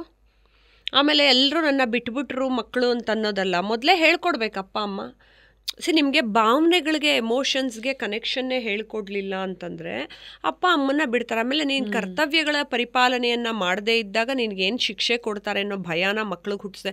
ನೀವು ಸ್ಕೂಲಲ್ಲಿ ನೋಡಿ, ನಾವು ಹಿಂಗೆ ಹೋದ್ರೆ ಹಿಂಗೆ ಕಿವಿ ಇಡ್ಸಿ ಕೂಡ್ಸೋರು, ಆಮೇಲೆ ಹಿಂಗೆ ಕುಕ್ಕರ್ ಕಾಲಲ್ಲೇ ಕೂತ್ಕೋಬೇಕಿತ್ತು. ಅವಾಗ ಅಷ್ಟೇ ನೋವಾದ್ರೂ ಕಾಲೊಳಗಿಂದ ಕೈ ಹಾಕಿ ಹಿಂಗೆಲ್ಲ ಕೂಡ್ಸೋರು, ಗೊತ್ತಾ? ಈಗ ಅದೆಲ್ಲ ಮಾಡ್ಸೋದೇ ಸರಿಯಾಗಿ ಬೀಳೋದು ಕೈಗೆ, ನಕಲ್. ಇವಾಗೆಲ್ಲ ಹಂಗೆ ಒಡಿಸ್ಬಿಟ್ರೆ ಇವಾಗ ಅಪ್ಪ ಅಮ್ಮಂದ್ರೆ ಬಂದ್ಬಿಡ್ತಾರೆ. ಅದೆಲ್ಲ ಮಾಡಬೇಕು. ಎಲ್ಲ ದಂಡನೆಗಳನ್ನು ಕೊಟ್ರೇನೆ ಮನುಷ್ಯನಿಗೆ ಆ ನೋವೇನು ಅನ್ನೋದು ಗೊತ್ತಾಗೋದು. ಅದಕ್ಕೆ ಅವ್ನು ಪ್ರಿಪೇರ್ ಆಗಿರ್ತಾನೆ. ಇವ್ರೇನು ಮಾಡ್ತಾರೆ ಗೊತ್ತಾ, ಇಲ್ಲೆಲ್ಲ ಹಿಂಗೆ ಮಾಡ್ಬಿಟ್ಟು ನಿಜವಾಗ್ಲೂ ಇವರೇ ಗರುಡ ಪುರಾಣದಲ್ಲಿ ಅಲ್ಲಿ ಹುರಿಯೋ ಬಾಂಡ್ಲಿಗೆ ಮಕ್ಕಳನ್ನ ಅವರೇ ಎತ್ತಾಕೋತಾರ. ಇದು ಇಲ್ಲಿ ಪ್ರಿಪೇರ್ ಮಾಡಿ ಕಳಿಸೋದು. ಬರೀ ಕೆಟ್ಟ ಕರ್ಮಗಳನ್ನು ಮಾಡಿಸ್ಬಿಟ್ಟು ಇವರೇ ಬೆಂಕಿಗೆ ಹಾಕ್ಬಿಟ್ಟಿರ್ತಾರೆ ಅಲ್ಲಿ ಮೇಲೆ. ನೆಕ್ಸ್ಟ್ ಅವ್ನು ಯಾವ ಲೋಕಕ್ಕೆ ಹೋಗ್ತಾನೋ ಅಲ್ಲಿ ಏನು ನರಕ ಅನುಭವಿಸ್ಬೇಕು. ಮಕ್ಕಳನ್ನ ಪ್ರಿಪೇರ್ ಮಾಡಿರೋದೇನೆ ಮಾಡಬೇಕಾದ್ರೆ ಸ್ವರ್ಗಕ್ಕೆ ಹೋಗುವಂಥ ವಿದ್ಯೆಗಳನ್ನು ಕಲಿಸ್ಬೇಕು. ಸೊ ಇದಕ್ಕೆ ಇವ್ರು ಗರುಡ ಪುರಾಣದ್ದು ಪ್ರತಿಯೊಂದನ್ನು ಅವ್ರಿಗೆ ಮಕ್ಕಳು ಹೆದರ್ಕೊಂಡ್ಬಿಡ್ತಾರೆ. ಸರ್ ಮಧ್ಯರಾತ್ರಿ 2 ಗಂಟೆಗೆ ಹೋಗೋಕ್ಕೆ ಇವುಗಳು ಹೆದರ್ಕೊಳ್ಳಲ್ಲ, ಅವಾಗ ಮಾತ್ರ ವೀರಶೂರನ್ ಥರ ಓಡಾಡ್ತಾರೆ. ಗರುಡ ಪುರಾಣ ಓದ್ಬಿಟ್ರೆ ಹೆದರ್ಕೊಂಡ್ಬಿಡ್ತಾರ ಮಕ್ಕಳು. ಶಿಕ್ಷೆ ಕೊಡೋದನ್ನ ಇವರು ತಿಳ್ಕೋಬೇಕು. ಆವಾಗ ಏನಾಗುತ್ತೆ, ಕರ್ಮ ಥಿಯರಿ ಒಂದನ್ನು ನೀವು ಜೀವನದಲ್ಲಿ ಬ್ಯೂಟಿಫುಲ್ಲಾಗಿ ಚಿಕ್ಕ ವಯಸ್ಸಿಂದಾನೇ ತಿಳ್ಕೊಂಬಿಟ್ರೆ ನೀವು ಏನು ಮಾಡ್ದಿದ್ರು ಬೇಡ, ದೇವ್ರು ಅದನ್ನೇ ಹೇಳ್ತಾನೆ. ನೀನೆಲ್ಲ ಪೂಜೆ ಪುನಸ್ಕಾರ ಮಾಡಿ ಎಲ್ಲ ತ್ಯಾಗ ಮಾಡಿ ಸ್ವಾಮೀಜಿ ಥರ ಸನ್ಯಾಸಿ ಥರ ಇದ್ದರೂ ನಾನು ಮುಕ್ತಿ ಕೊಡಲ್ಲ ಗರುಡಂಗೆ ಹೇಳೋದವನು. ನಿನ್ನ ಕರ್ಮನ ಕರೆಕ್ಟಾಗಿ ಮುಗಿಸ್ಕೊಂಬ, ನಾನು ನಿನ್ನನ್ನು ಗೌರವಿಸ್ತೀನಿ. ಸೊ ಕರ್ಮನ ಕರೆಕ್ಟಾಗಿ ಮುಗಿಸ್ಬೇಕು ನೀನು ಧರ್ಮದಿಂದ ಅಂತಂದರೆ ನಿಂಗೆ ಧರ್ಮದ ಅರಿವಿರಬೇಕು. ಧರ್ಮ ಅಂದರೆ ನಾಟ್ ಜಸ್ಟ್ ಟ್ರೆಡಿಷ್ನಲ್ ಧರ್ಮ. ಈಗ ಮಳೆಗೆ ತನ್ನದೇ ಧರ್ಮ, ಭೂಮಿಗೆ ತನ್ನದೇ ಧರ್ಮ, ಬೆಂಕಿಗೆ ತನ್ನದೇ ಧರ್ಮ ಇರೋ ಹಾಗೆ ಹಾಲಿಗೆ ತನ್ನದೇ ಧರ್ಮ, ನೀರಿಗೆ ತನ್ನದೇ ಧರ್ಮ ಇದೆ. ಅದೇ ರೀತಿ ಮನುಷ್ಯನಿಗೆ ಮನುಷ್ಯ ಧರ್ಮ ಒಂದಿರಬೇಕು. ಎವ್ರಿ ಟೈಮ್ ಕಾನ್ಷಿಯಸ್ ಆಗಿರಬೇಕು. ಅದು ಬುದ್ಧಿಸಮಲ್ಲೂ ಹೇಳ್ತಾರೆ. ಸೊ ಆ ಪ್ರಜ್ಞಾನಂ ಬ್ರಹ್ಮ ಕಾನ್ಷಿಯಸ್ನೆಸ್ಸನ್ನು ಇಟ್ಕೊಂಡು ನೀನು ಕರ್ಮವನ್ನು ಮಾಡಬೇಕು ಅಂತ ಅಂದರೆ ನಿನಗೆ ಗರುಡ ಪುರಾಣದಲ್ಲಿರುವಂತಹ ಎಲ್ಲ ಶಿಕ್ಷೆಗಳನ್ನು ಓದಬೇಕು. ಮತ್ತು ನಾನು ಯಾವ ರೀತಿ ಇದ್ದರೆ ನನ್ನ ದೇವರು ವೆಲ್ಕಮ್ ಮಾಡಿ ದೇವಲೋಕಕ್ಕೆ ಕರ್ಕೊಂಡು ಹೋಗ್ತಾನೆ ಅನ್ನೋ ಕುತೂಹಲ, ಪ್ರೀತಿ, ಸಂತೋಷ ಎಲ್ಲ. ಇವಾಗ ಗೆದ್ದು ಬಂದ ಮಗ ಅಥವಾ ಮ್ಯಾಚಲ್ಲಿ ಗೆದ್ದ ಅಂತ ಗೌರವ ಕೊಡ್ತಾರೆ, ಅಥವಾ ಬರ್ತ್ಡೇ ದಿನ ಸನ್ಮಾನ ಮಾಡ್ತಾರೆ, 10th ಸ್ಟ್ಯಾಂಡರ್ಡ್ ಚೆನ್ನಾಗಿ ಮಾರ್ಕ್ಸ್ ತೆಗೆದ ಅಂತ ಮಾಡ್ತಾರೆ. ಅದೇ ರೀತಿ ಮಗ ಸ್ವರ್ಗಕ್ಕೆ ಹೋದರೆ, ತಂದೆ ತಾಯಿಗೆ ಸ್ವರ್ಗಕ್ಕೆ ಹೋದರೆ ಮಗನಿಗೆ ಪುಣ್ಯ, ಮಗ ಸ್ವರ್ಗಕ್ಕೆ ಹೋದ್ರೂ ಹೋಲ್ ಕುಟುಂಬ ಹೋದ್ರೆ ಇವ್ರಿಗೆ ತಾನೇ ಪುಣ್ಯ. ಸೊ ಕರ್ಮ ಹೇಗೆ ನೀವು ಮಾಡ್ತೀರಾ ಅನ್ನೋದು ಬಹಳ ಮುಖ್ಯ. ಆ ಕರ್ಮ ಥಿಯರಿನ ಅರ್ಥ ಮಾಡ್ಕೋಬೇಕು ಅಂದರೆ ಈ ವಿಚಾರಗಳನ್ನು ಅರ್ಥ ಮಾಡ್ಕೋಬೇಕು. What a beautiful recommendation. ಯಾರು ಮಾಡಿರಲ್ಲ, ಐ ಆಮ್ ವೆರಿ ಓದಿ ಇನ್ನೊಂದು ಬುಕ್ ರೆಕಮೆಂಡೇಶನ್ ಆಗಿ. ಬ್ಯೂಟಿಫುಲ್. 18 ಪುರಾಣಗಳಿದೆ ಮನೆಯಲ್ಲಿ ರೂಪ ಅವರೇ. ಜೊತೆಗೆ ಭಗವದ್ಗೀತೆ, ಎಷ್ಟೊಂದು ವರ್ಷನ್ಸು ಬೇರೆ ಬೇರೆ ಆಥರ್ಸ್ದು, ಮಹಾಭಾರತ, ರಾಮಾಯಣ, ಭಾಗವತ, ಇವೆಲ್ಲ ತುಂಬ ತುಂಬ ತುಂಬ ವೆರೈಟೀಸ್. ನಾನು ಹೇಳ್ತೀನಲ್ಲ, ಒಂದು ಆಥರ್ದು, ಒಂದು ಮಹಾಭಾರತನೇ ನಾ ಹೇಳೋದು, ದುರ್ಯೋಧನಾಸ್ ವರ್ಷನ್ ಆಫ್ ಮಹಾಭಾರತ ಇದೆ, ವ್ಯಾಸ ಮಹಾಭಾರತ ಇದೆ, ಆಮೇಲೆ ಹನುಮದ್ ರಾಮಾಯಣದ ಬಗ್ಗೆ ಇರುವಂಥ ಪುಸ್ತಕ ಇರಬಹುದು, ಕೃಷ್ಣನ ಕೊನೆ ಗಳಿಗೆಗಳಿರಬಹುದು. ಒಬ್ಬೊಬ್ಬರು ಆಥರ್ದು ಒಂದೊಂದು USP ಅಂತ ಇರುತ್ತೆ. ಸೊ ಅವ್ರವ್ರ ವರ್ಷನಲ್ಲಿ ಓದೋಣ ಅಂತ. I am extremely happy. ನೀವು ಎಷ್ಟೊಂದೆಲ್ಲ ಹಿಂಗೆ ಕಲೆಕ್ಟ್ ಮಾಡಿಕೊಂಡು ನಿಮ್ಮಲ್ಲೇ ಒಂದು ಲೈಬ್ರರಿ ಥರ ಮಾಡಿಕೊಂಡು ಅಷ್ಟು ಜ್ಞಾನ ಸಂಪಾದನೆ ಮಾಡಬೇಕು ಅನ್ನೋ ಪ್ರಾಮುಖ್ಯತೆ ಕೊಟ್ಟಿದ್ರಲ್ಲ, ರಿಯಲಿ ಗ್ರೇಟ್. ಯಾರು ಹಂಗೆ ಮಾಡ್ಕೊಳ್ಳಲ್ಲ. ಬೇರೆ ಇನ್ನೇನೇನೋ ಕಲೆಕ್ಷನ್ಸ್ ಇಟ್ಕೊಂಡಿರ್ತಾರೆ. ಮತ್ತು ಇಷ್ಟು ನಿಮಗೆ ಬಾಯಿಗೆ ನೋಡಿ ಅಷ್ಟೆಲ್ಲ ಬರುತ್ತೆ ಪಟ ಅಂತ ಒಂದು. ಆಮೇಲೆ ನಿಮ್ಮ ಪಾಡ್ಕಾಸ್ಟ್ ಮೂಲಕ ಎಲ್ರಿಗೂ ಜನರಿಗೆ ಇಷ್ಟೊಂದು ಜ್ಞಾನನ ಟ್ರಾನ್ಸ್ಫರ್ ಮಾಡ್ತಿದ್ರಲ್ಲ, ಅದು ಇನ್ನೊಂದು ಟೀಚರ್ ಮಾಡೋವಂಥ, ಗುರುಗಳು ಮಾಡೋವಂಥ ಕೆಲಸ. Thank you so much. ಅದೇ ಸಾಕಷ್ಟು ಒಂದು 4-5 ಸಾವಿರ ಪುಸ್ತಕಗಳಿರಬಹುದು. ಏನಂದ್ರೆ ಓದಿರೋದು ಮಾತ್ರ ಇಟ್ಕೊಂಡಿದೀವಿ ಅಥವಾ ಓದಕ್ಕೆ ಎಲ್ಲವನ್ನ ಇಟ್ಕೊಂಡಿದೀವಿ ಅನ್ನೋದಕ್ಕಿಂತ, ಬಿಕಾಸ್ ಎಲ್ಲರಿಗೂ ಎಲ್ಲ ಕಂಪ್ಲೀಟ್ ಮಾಡೋಕ್ಕಾಗಲ್ಲ. ನನಗೆ ಆಲ್ವೇಸ್ ಫೀಲ್, ಅಯ್ಯೋ ಆಗಲೇ 36 ಆಗೋಯ್ತು, ಟೈಮ್ ತುಂಬ ಕಮ್ಮಿ ಇದೆ, ಯಾವಾಗ ಓದ್ಲಿ ಇದೆಲ್ಲ ಅಂತ. ಬಟ್ ಅಟ್ಲೀಸ್ಟ್ ನಾನು ಏನು ಮಾಡ್ತೀನಿ, ರೆಫರ್ ಅಂತೂ ಮಾಡ್ತೀನಿ. ಬಿಕಾಸ್ ಅಷ್ಟು ಓದಕ್ಕಾಗದೇ ಇರ್ಬೋದು ನಮ್ಮ ಟೈಪ್ಸ್. ಇದಕ್ಕೆ ಒಂದೇ ಒಂದು ದೇವ್ರು ಹೇಳಿದಾನ, ಅದು ಹೇಳ್ಬಿಡ್ತೀನಿ. ಒಂದೇ ಜನ್ಮದಲ್ಲಿ ಎಲ್ಲವನ್ನು ಓದು ಮುಗ್ಸಕ್ಕಾಗಲ್ಲ ಗರುಡ ಅಂತ. ಅದನ್ನು ಕೂಡ ಗರುಡ ಪುರಾಣದಲ್ಲಿ ಬ್ಯೂಟಿಫುಲ್ ಆಗಿ ಹೇಳಿದ್ದಾನೆ ದೇವ್ರು. ಯಾಕೆ ಅಂದ್ರೆ ಇವನ್ ಭಾರದ್ವಾಜ ಮಹಾಮುನಿಗಳು 15,000 ವರ್ಷಗಳನ್ನ ತಗೊಂಡು ತಪಸ್ ಮಾಡಿ ಮಾಡಿ ಮಾಡಿ ನಾನು ಎಲ್ಲ ಕಲ್ತ್ಕೋಬೇಕು ಪರಮಾತ್ಮ, ಅಲ್ಲಿ ತನಕ ನಂಗೆ ಮುಕ್ತಿ ಕೊಡಬೇಡ, ಜ್ಞಾನ ತಿಳ್ಕೊಳ್ಳೇಬೇಕು ಅಂತ ಜ್ಞಾನದ ಹಸಿವಿರುತ್ತೆ. ಅದೇ ರೀತಿ ಎಷ್ಟೋ ಜನ ಋಷಿ ಮುನಿಗಳು ನೀವು ನೋಡಿದ್ರೆ 500 ವರ್ಷ ತಪಸ್ ಮಾಡಿದ್ರು, 1000 ವರ್ಷ ತಪಸ್ ಮಾಡಿದ್ರು ಅಂತೆಲ್ಲ ಓದಿರ್ತೀವಿ. ಅವ್ರು ಎಷ್ಟೋ 1000 ವರ್ಷಗಳು ತಪಸ್ ಮಾಡಿದ್ರು ಆ ಪರಬ್ರಹ್ಮನ ಗೌಪ್ಯವಾದ ವಿಚಾರಗಳು, ಹೆಂಗ್ ಸೃಷ್ಟಿ ಆಯ್ತು, ಏನಕ್ಕೆ ಸೃಷ್ಟಿ ಆಯ್ತು, ನಮ್ಮನ್ನ ಯಾಕೆ ಮಾಡ್ದ, ಅದನ್ನೆಲ್ಲ ಆ ಗೌಪ್ಯ ವಿಚಾರಗಳಿಗೆ ಇವತ್ತಿಗೂ ಆನ್ಸರ್ ಸಿಕ್ಕಿಲ್ಲ. ದೇವಾನುದೇವತೆಗಳು ಕೂಡ ತಪಸ್ ಮಾಡ್ತಾನೆ ಇದ್ದಾರೆ, ಇವಾಗ್ಲೂ ತಿಳ್ಕೋತಿದ್ದಾರೆ. ಯಾಕೆಂದ್ರೆ ಅವನು ಪರಮಾತ್ಮ, ಅವರು ಉತ್ತಮ ಆತ್ಮರು, ನಾವು ಮನುಷ್ಯರು ಅಂದ್ರೆ ಸಾಮಾನ್ಯ ಜೀವಾತ್ಮರು. ಸೊ ಅಷ್ಟೆಲ್ಲ ಮಾಡಿದ್ರು ನನಗೂ ನಿಮಗೂ ಒಂದು ಜನ್ಮದಲ್ಲಿ ಗೊತ್ತಾಗಲ್ವಂತೆ. ಆದ್ರೆ ಬ್ಯೂಟಿಫುಲ್ ಆಗಿ ಹೇಳ್ತಾನೆ, ನಿಜವಾದ ಜ್ಞಾನಿ, ನಿಜವಾದ ಕರ್ಮಯೋಗಿ ಒಂದೇ ಜನ್ಮದಲ್ಲಿ ಕ್ವಿಕ್ ಆಗಿ ಅದ್ರ ಸಾರಾಂಶ ಎತ್ಕೋತಾನಂತೆ. ನಾನು ಎಲ್ಲವನ್ನು ಪಡೆದು ಪಂಡಿತನಾಗೋ ಅವಶ್ಯಕತೆ ಇಲ್ಲ, ಅವನನ್ನು ಮಾತ್ರ ಮೆಚ್ಚಿಸ್ಬೇಕು ಅವನೇನು ಹೇಳ್ಬಿಟ್ಟಿದ್ದಾನೆ, ನಿನ್ ಕರ್ಮ ಕರೆಕ್ಟ್ ಆಗಿ ಮಾಡು ಅಂದಿದ್ದಾನೆ. ಆಯ್ತು, ನಾನು ಎಲ್ಲಾ ಜನ್ಮದಲ್ಲೂ ತಪ್ಪುಗಳನ್ನ ಮಾಡಿದ್ರೆ ಅದ್ ಹೆಂಗ್ ಸರಿಪಡಿಸ್ಕೊಂಡು ಟಕ ನಾ ಕರೆಕ್ಟ್ ಮಾಡ್ಕೊಂಡು ಶರಣಾಗತಿ ತಗೊಂಡು ಎಲ್ಲವನ್ನೂ ಅವನಿಗೆ ಅರ್ಪಿಸಿ ಹೆಂಗ್ ಹೋಗ್ಬೇಕು, ಕೊನೆ ಸಾಯೋ ಟೈಮಲ್ಲಿ ಅವನನ್ನ ಜ್ಞಾಪಿಸ್ಕೊಂಡು ಹೆಂಗ್ ಹೋಗ್ಬೇಕು ಅನ್ನೋದು ಓದೋದು ನೀವು ಹೇಳ್ದಂಗೆ ಒಂದು ಜನ್ಮದಲ್ಲಿ ನಮಗೆಲ್ಲ ಮುಗಿಯಕ್ಕೆ ಸಾಧ್ಯ ಇಲ್ಲ.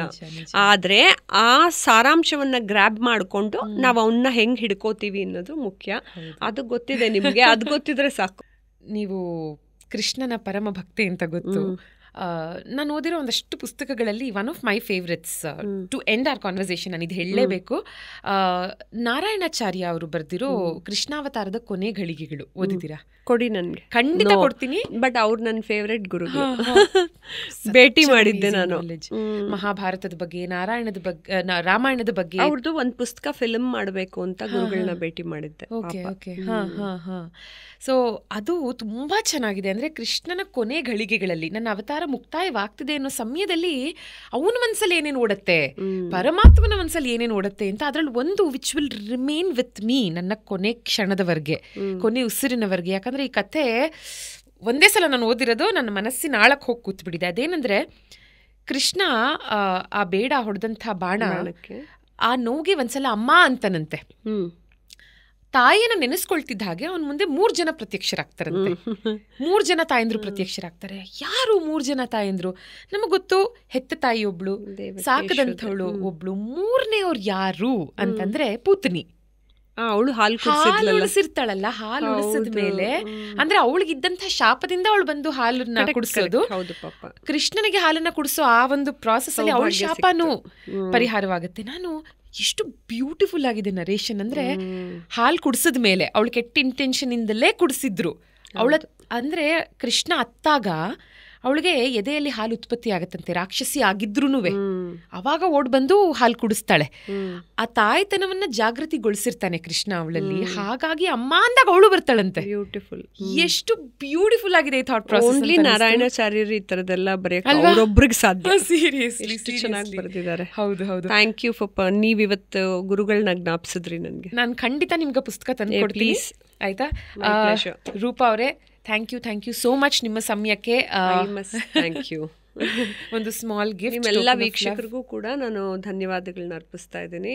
ಬಿಕಾಸ್ ನಿಮ್ಮ ಶೋಸ್ ಮೂಲಕ ಎಷ್ಟೊಂದು ನೀವು ಜ್ಞಾನನ ಅವ್ರ ತನಕ ಹರಡ್ತಾ ಇದ್ದೀರಾ. Thank you for watching. Our pleasure. 100% wood pressed oil Saptam Taila ಕಡೆಯಿಂದ ನಿಮಗೆ ನಮ್ಮದೊಂದು ಪ್ರೀತಿಯ ಕಾಣಿಕೆ. Thank you. ಮತ್ತೆ ಸಿಗೋಣ. Yes, definitely. Yes, my pleasure. Thank you.